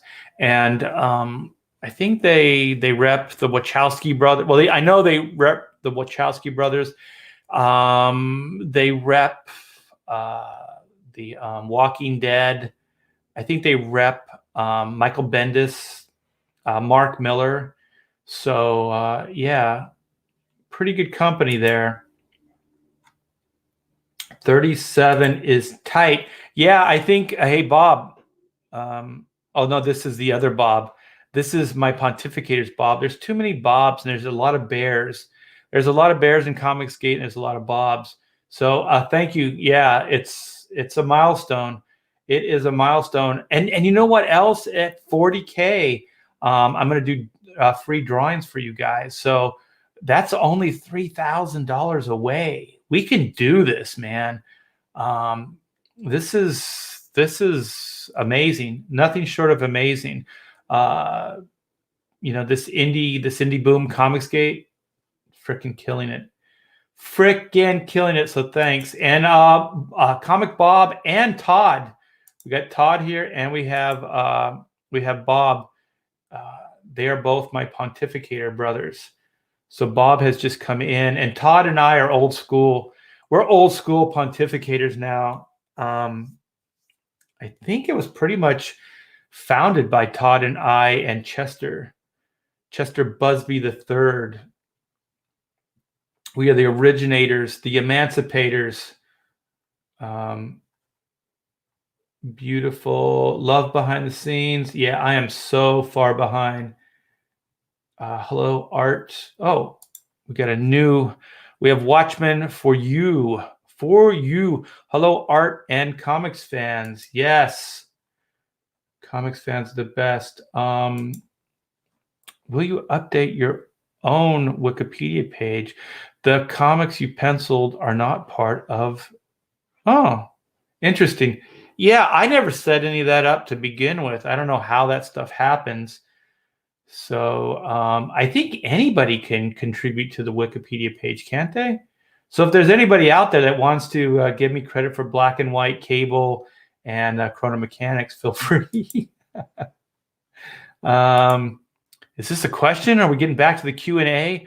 That was a cool idea. Art of Chrono Mechanics fixing time glitches. Yeah, I think it's... Pat myself on the back. I think it's incredibly original. Yeah, I think it's pretty damn clever. Oh, thank you. I'll tell her. Yeah, she holds herself. I hold myself to a very high standard. My wife holds herself to an extremely high standard. Oh, I don't know. I don't know who got the page. We just the cool thing about Indiegogo's superior to Kickstarter, you guys. But Indiegogo gives numbers, not just names, numbers. And so when you have to find something, it's easier to find the number the backer number than it is to find the name. And also, like with Kickstarter, they don't alphabetical, the names aren't in alphabetical order. So it's really hard to find something if there's a problem. But with Indiegogo, with these numbers, it's not that hard. So I just know these people as numbers. I don't know them as names. So I just pulled the number out of a hat, and they won the Capullo art. Yeah, crazy. I look at the artwork and I'm like, I can't believe I did that. But that's the stuff about bringing it to the people. Because sometimes it hurts to give away some of this stuff. But it's better to get into the hands of a fan, somebody who would really appreciate it, possibly frame it, than just collecting dust in the T-Bear vault. So that's kind of the way I look at this stuff. Yeah. Oh my gosh, it just jumped. Kevin says, lucky person for winning that artwork. Yes. Oh, I think you were saying a print. I have that note written down, you guys. So if you want a variant print with the second chance, I may do like prints to give at a lower price break, so you guys can have that piece of artwork and frame it. I dig that stuff. I have one frame in the studio. It holds 11 by 17 prints. And when I go to cons and stuff, I'll buy different prints and I'll just trade them out. So it's a way to decorate your studio or your man cave, relatively inexpensive. And the frame dresses these things up really nice.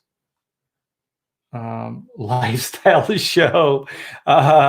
You guys really are competing with Marvel now. Ha ha ha. Yeah, I would be doing it as a joke because I really don't give a rat's ass, pardon my French, what Marvel's doing these days. That company, I haven't been able to relate to that company in decades, since they frickin' fired me. When Amanda was leaving to go to work, you told her not to have hopes. She said she hoped. Everybody yelled at her that day. I don't know what I say half the time, but what I really mean by that is to minimize expectations. I guess that's a nicer way to say it. Minimize expectations. So when people treat you unkind, it doesn't throw you for a loop. Don't expect things from people. And then when people do something nice for you, hold a door for you, or if you don't have enough money to pay for your purchase and somebody chips in a couple bucks for to help you out, or says something nice about you, then I tell her, those are the people. Go out of your way for them. Slow down. These are the good parts of life. People don't have to do those things. People don't have to hold the door for you. They don't have to say something kind to you. They don't have to do these things. And when they do, don't expect it, but go out of your way to thank them for it, or try to make it up to them, or do something nice and kind for them, because those are the cool parts of the world. And there are nice people out there. But if you don't expect anything from people, then they can't really let you down. There are people, your friends and your family and stuff like that. That's a little different, but I'm talking mostly with like strangers. With strangers out in the general population. No pegs. Our buddy to stand. Oh, I know what you're talking about, on the axle, like on, I think sometimes we had them on the front and the back, and they threaded right onto your axle of your wheel. And then your buddy could stand either behind you and then hold your shoulders, or if there was like they used to have sissy bars. Most of the cool kids took them out with the banana seats. I had just like one of those, what do they call them? Like a saddle seat, I think they called them.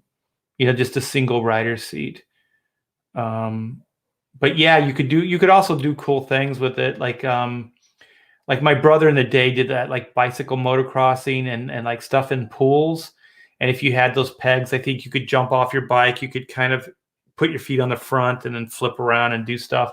So those were pretty cool. Yeah, that was a little bit after my time, because when bicycle motocross, like that was kind of, we were the generation that was pioneering that. Like we would go to fields and dig out trails and make ramps and stuff like that.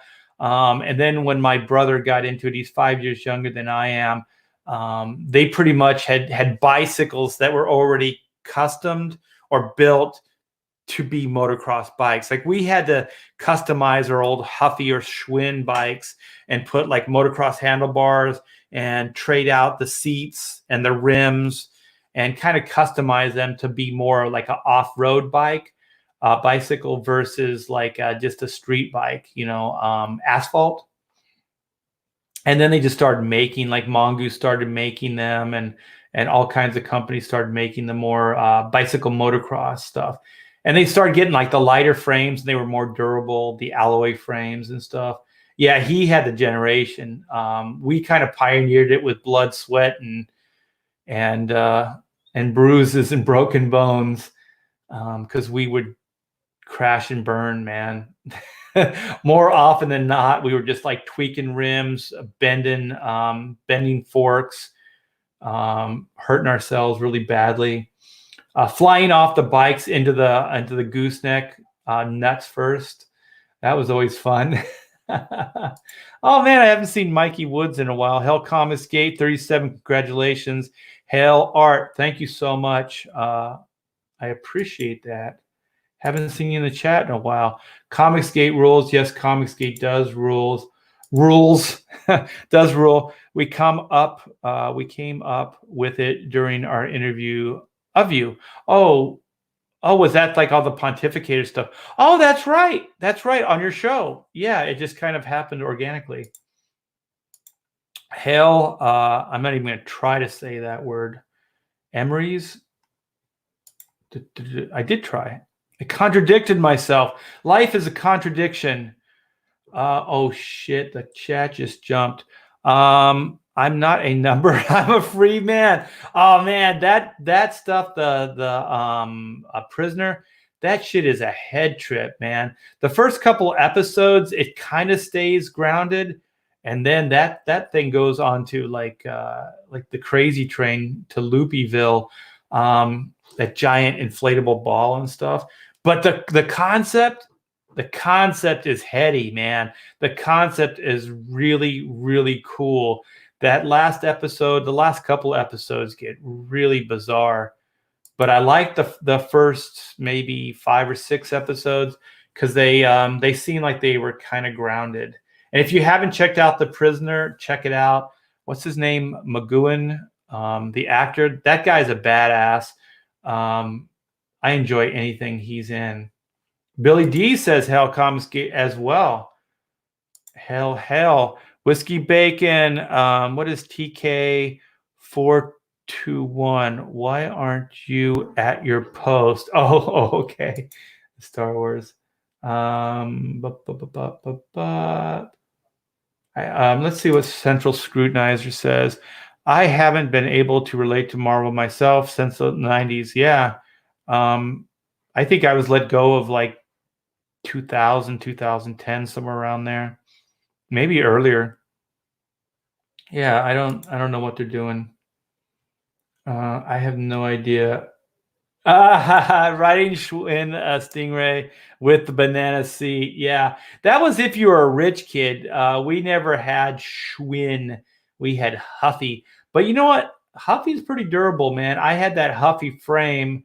I bent rims and tweaked forks, but that frame stayed intact. I had like a hairline fracture right where the gooseneck, right where the front forks are on my Huffy, but it never split. I never broke that thing. People were breaking frames all the time when we were kids, before the alloy frames and all the cool motocross stuff. But yeah, I did not have that. But that Huffy frame held up. I am not going to disparage the Huffy product. And I was very proud. My parents saved up and got that for me. Spoiler alert, my parents got it for me for Christmas. They played Santa Claus. It was awesome seeing that thing under the tree. And I would just repaint the frame, like just to make it seem different. I would strip the bike and then sand it down and then repaint the frame. So it always seemed like a new bike. Well said. I used to race. My cousin did. I mean, he was like pro, like circuit. He rode all over the country. They had like a van or something. They travel like family. And then my brother was in the pools. I don't know what they called those riders. So he was a little bicycle motocross, but mostly bicycle like pool riding. And he had a friend. What was his name? He was like the spokesman for Mongoose. And he lived in our area, and my brother was good friends with that guy. So they would go to those competitions and they would put on their dog and pony. And they had like pool parks, like skate. I guess they call them skate parks now, but they actually used to ride bicycles in them. That's crazy. My brother broke all kinds of bones and stuff. Webco. Were those like the durable frame? They were like the ones that they claimed they were unbreakable. Were those the Webco? They were more like they were less round and they were like geometric. They were squared. Yeah, we're going deep here. We're getting in deep. Where are we? Mikey Woods is getting into some stuff. Let's see. Yeah, I've been busy with work campaign. LOL. Every day is an event. Yeah, but it keeps us on our toes, right? Wait. Oh, cool. Man, Gary is awesome. Gary is so cool. And one of the other guys I listen to quite a bit now is Clownfish TV, and Neon is talking about possibly doing a show with me and another comic book artist and kind of giving our 2 cents about the comics industry. So that might happen in the next couple of days. So stay tuned to Clownfish TV. I really enjoy their show. I try to keep up with every one of their episodes. Sometimes I end up seeing them a day or two late, but they're very prolific. It's hard to come up with content every day, you guys, for YouTube. Neon and Geeky Sparkles, those guys keep it fresh every day. I don't know how they do it. They always have some kind of insightful thing to do every day. Do you have enough material for? Oh yeah, I have enough. What I'm looking for, I'm working with a guy right now. He's putting together the Chrono Mechanics work in progress. And we're not moving as fast as I would like to. He's supposed to get me stuff today. And if this works out, I'm just going to give him all those drawings and tell him base it on Oodles 1, the layout and the style guide. And we're going to do Oodles 2. So that's pretty much as far as my part of it. It's pretty much done. I just have to get, the designer on it because that's the only thing that's lagging there. And I have a piece of artwork because I'm going to do a new piece of artwork for the cover. And I have it in layout form. I just have to finish it up. I have a bunch of just layout drawings all over the place. I just need to find time to draw, just like serious time to draw. I usually do it late at night because during the day I'm so busy kind of just putting out fires, kind of editorial stuff and promoting. Okay, a red line. I think I remember a red line. Like those were high-end bikes. Dan Raspler, is that Dan Raspler from DC? Not a big deal, but you missed my Dan Raspler question. Dude, just seemed to be a really good editor to me. Who's David C? Who are you, David C? I don't know you as David C. So are you artist, writer? Holy shit, we may have a celebrity in the midst. Yeah, I like Dan Raspler. And when Dan Raspler was working as assistant to Danny O'Neill, he was a big, I wanted to do Batman. I just wanted to do Batman comics. So Dan was like my biggest fan, and he would go into Denny O'Neill's office. Well, they shared an office or whatever. No, they were separate offices, but he'd go in his office and say, hey, because I used to do just like drawings of Batman and send them to Dan, and then Dan would bring them into Denny, and Denny shot me down every damn time. So I never quite understood what the criteria to do a Batman comic was. I was doing Superman. I guess I'm good enough to do Superman, but not Batman. So I really don't have a significant run on any of the Bat books. I think the longest run I have is maybe 4 or 5 books that I did recently on Detective with Aaron Lopresti. But this would have been pencils. Like I wanted to pencil it. So I was penciling stuff for Dan. Yeah, I always liked Dan. I never had a problem with him.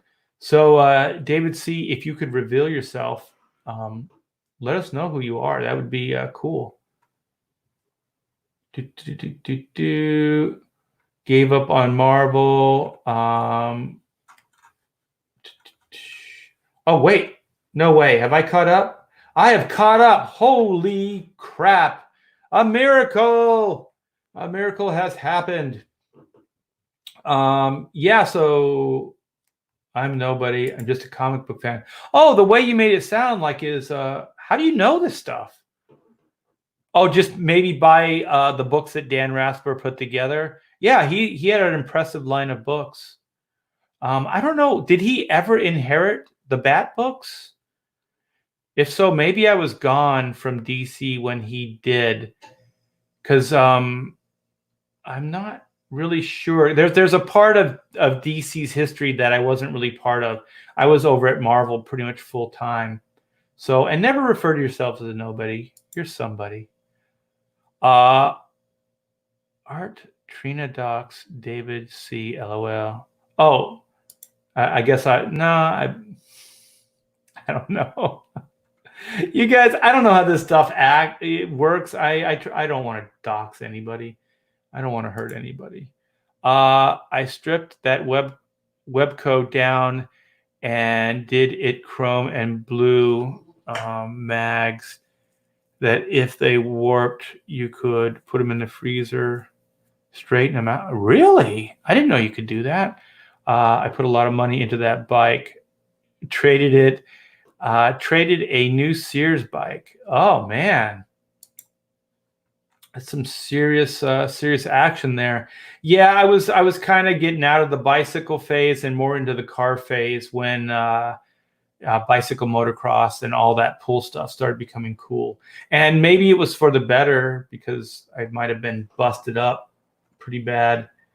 Like I said, my brother was always broken bones and stuff. Goosenecks always moved. Yeah. Remember, like, because we did our own work on the bikes, like if you didn't tighten down that gooseneck and you went to jump, sometimes it would skew and you'd be holding the handlebars like this.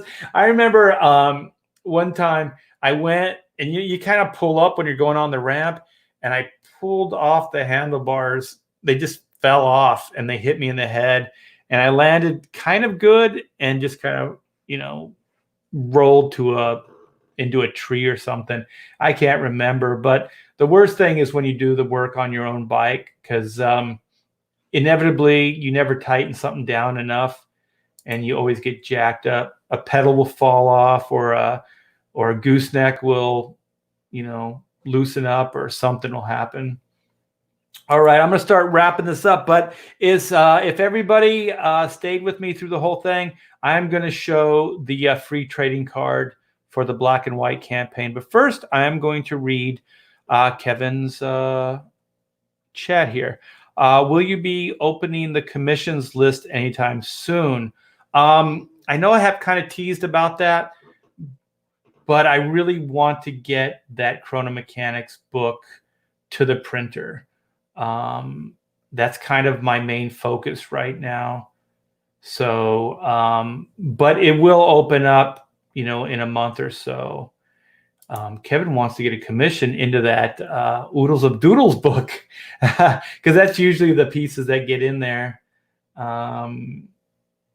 Okay, I'm just going to use this as a way. Tonight, we are doing a Pontificators show with Todd Mulrooney, Chester Busby, Joe Fulton, a.k.a. Albino Thunderbuns, and Bob, Comics Bob, will be there as well. Sometimes we have Zach Bradley in. He bops in and out. But yeah, we always have a good time. Always have a good time. So it's 6 o'clock Pacific Standard Time. So tune in. I'm not sure what we're going to talk about. There's some stuff in our private chat, so I have to iron that out. I think Thunderbuns came up with a pretty cool one. I just have to pitch it to the rest of the group. So let me find this because I don't think I have this loaded. I have to find it, and I think I'm still on camera. I think that's how this works. So I need to go to my external drive. There it is. Let's do this. Shift. Let's open these bad boys. Oh, there they are. Okay. So let's go back. So I'm going to screen share. So you guys, this artwork that I'm going to show you is for the free trading card. So if you haven't heard, I have an Indiegogo pre-launch page for a second chance black and white campaign. So let me do this real quick. Let's see, is it here? Yeah, so this is the second chance, black and white volume 1, second chance. So if you give me your email address, you will be the first to be notified when this goes live, the campaign goes live. And also, if you back a tier, you will get a free trading card. So this link is in the description. I'll copy it and put it when I come back. I'll put it in the chat. But come by, check it out, sign up, and you will be eligible for that free trading card, which is very, very cool. And in a moment, I'm going to show you what the trading card looks like. Let's stop sharing. Go back to StreamYard. So here is the link to the pre-launch. Like I said, if you give me your email address, you will be eligible for this trading card, which I'm going to show you right now. And this thing, man, when I saw it, I flipped my lid. I think we showed this off on a Pontificators early in the week. Zach was working on it. And so he added color to it. And this is it, man. He knocked it out of the ballpark. This thing is so killer. I was fooling around with bringing the 25th anniversary. So to make it more collectible, I think the 25th anniversary gun sight, yin yang gun sight logo is pretty cool. I don't want to dog it up with too much stuff. But the only thing I could think of is maybe Zach's name across the top. Zach Bradley. And then this will be the 25th anniversary collectible card. And these are going to be exclusive. The only way you're going to be able to get this card is if you sign up right now. So sign up right now and you will be eligible to get this absolutely free card. Look at that. Holy smokes. Yeah, Zach works in kind of like a what do they call that? Like like Hollywood, they do like these quick kind of roughs for like scenes and character designs. So he kind of works in that style, which I love. It's loose. I like kind of blowing it up to like bigger than he probably did it originally, and you can see how kind of loose it is. But then when you see it small, it all comes together, kind of like some of the better paintings. You stand back and it all comes into focus. But when you're up close, it just looks like a bunch of brush strokes or dots. Look at White's face. Look at that. Thank you so much, Zach. If anybody knows Zach, tell him thanks for me. If he's hiding in the chat, thank you, my friend. I was floored. I was absolutely floored when I saw this. This is so cool. But yeah, this will be the free trading card. And I'm still going to play with some of the layout ideas. But yeah, this is done by Zach Bradley, and he has a Indiegogo book up right now. I think it's still live. It's called Golma, so check that out. And it's done in this style, this really cool painterly style. So God, I can't stop looking at it. I'm gonna keep doing this. Look at this, freaking killer. Oh my gosh, you have arrived when top-notch artists do your characters. So this is right up there with Greg Capullo. So thank you so much, Zach. And yes, please, you guys, sign up for that pre-launch and you will be eligible for this trading card, absolutely free. So let me go back. I'm going to wrap this up in a tight little bow. So the link for that is there. Nice. Holy smokes. Signed up. Billy D, thank you so much, man. Yeah, and it's only going to be for a limited time. So you might have 3 weeks to a month. So if there's anybody out there that hasn't signed up, please do so. You're not out anything. So you're not required to buy anything either. So there's no kind of hidden strings or anything. Just when it goes live and you back a tier, you'll get the free trading card. Enjoy getting to know you, sir. Signed up. Thank you, man. God, this is so cool. This is so cool. Well, I think I'm going to check out the Vampirilla, see if we're still trending, do my due diligence there. And then I think I'm going to take my wife. Well, maybe we'll get some takeout food so she doesn't have to do so, put it together as a little reward. I feel like celebrating. Go get a burrito. We have these. It's a local like mom and pop. It's called Miguel's here in Corona, and they do the best. It's like a monster wet burrito. Well, we make them wet. We get the sauce on the side. It's like the enchilada sauce. And oh my gosh, it's so good. A lot of times we split them because they're so big. But I think today we're each going to get our own. That's what I think is going to happen. It's the string beef too. You can get it with it's the chunk, but I like it with the string beef where it's like shredded. Delicious. So tender. So tender. All right, let me go. Man, I'm getting hungry. Let me go here and share. Is this it? Hopefully you guys can see this. This is the new campaign. I think we just started day 3. So I think this is about the time we launched it 3 days ago.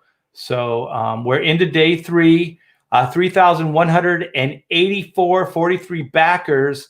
We're going to check if we're still trending, but we were trending. We have been trending for the last 3 days. This morning we were trending, and at the beginning of this stream we were trending, but we'll check that out. So yeah, this is the Vampirilla limited cover by Art Thibert or T-Bear or Thibault. It's T-Bear, people. It's T-Bear.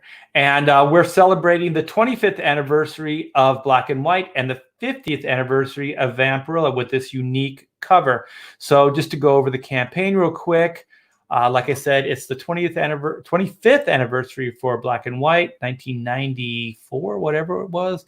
And then the 50th for Vampirilla. And Dynamite said, hey, how would you like to do a crossover cover? And I said, I can't refuse. These icons have sustained, I think I got a quote here. Where is it? It might be here. Oh, here it is. I say that a book showcasing characters with that kind of staying power calls for a party. That sounds like me. So we have the sketch tier or the drawing tier. I know I did these for the Black and White campaign, but people have asked me, how could I get one of these drawings? So we're going to do these drawings again. So this is Black and White. You can do it as an add-on when you're checking out, but you can also, let me scroll. You can get it in its own tier. So we have way more of these ordered, but when you order them as an add-on, they don't show up here. So I just want to make it so it doesn't seem sad. Oh, I only got one sold. Yeah, there are many of these that are already claimed. And the original Vampirilla, there's 5 here, but there's much more. I'm going to check in with Dynamite because they're running the, all the analytics and stuff and see where we're at as far as the drawings and see how many I have to do for you guys. But the Vampirilla is a bust. It has to be a bust, right? So it says sketch here, but if you click on it, it's a bust. So that's a pretty good price for a bust for one of my bust shots. And it also comes with a signed standard book and the Black and White. This is a good price for 2 headshots in one, and it comes with a signed version of the book as well, standard book. And like I said, if you order any of these other tiers, you can add on a drawing as well. So you're not limited to just the standard. You can basically back any of these tiers and add on a drawing if you'd like. So that is my spiel, my pitch. Let's see if we went up. 43 backers, 46. We got 3 backers since then. We are 3,297. Thank you guys so much for backing. This is turning into a terrific day for me. This is a day to get Miguel's wet burritos. That's how I celebrate. I feed myself and my family. We partake in really good food. And let me go. I think I can do this if I just click. I think we can just share another tab. I'm still learning my chops. So yeah, we're still trending. The #1 book on Indiegogo. Let me see. Let me update it. Yes, we're still trending right next to Ethan Van Sciver. Who? Cyberfrog 2, Wrecked Planet. Ethan Van Sciver, the guy that's changing the rules as far as crowdfunding comics. Holy shite. And we have an ex-comics gator here. So check this out, you guys. This is amazing. Look what these books are doing. We're changing the industry. These books are trending. They are taking Indiegogo by storm. We are unstoppable. Comicsgate is unstoppable. And look at Pandemic was was trending earlier, but it's still in the next row. And who knows? I mean, Bigfoot Bill just got put up, so I think those guys are probably battling right now. But we are knocking these other 2 books out of the top. And I think this Lonely War was up there with me yesterday or the day before. So the only book that's really staying as a constant for the last 3 days is the Black and White Vampirilla book. So it's fluctuated between #1 and #2. But for the last 2 days, it has been the #1 book. So I know Ethan loves the challenge. So I'm sure he's going to do some live streaming and kick my butt later today. But hey, all's fair in love and live streaming. and crowdfunding. So very, very cool. Thank you, guys. This is 3 days trending as the #1 book on Indiegogo. This is crazy. This is crazy cool. So thank you guys for making these books such a killer success, man. Yeah, holy smokes, indeed. Great stream. Thank you. Thank you. Very busty. Yes, I can imagine how you said that. Very busty. Yeah. All right, let's read David C. and we'll go out on David C's. Definitely a bust when it comes to Vampirilla. Ha ha ha. I said we have to do a bust. You can't just do a headshot. You have to go down. No. I know I said David C. I should not have clicked on Muskie Elon. Coronavirus burrito from Corona. No. It's not gonna happen.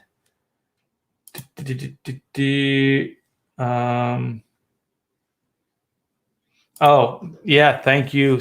And the Corona Mechanics campaign is at 3742, and I believe a lot of that is because of the comic book or the Comics Bear video.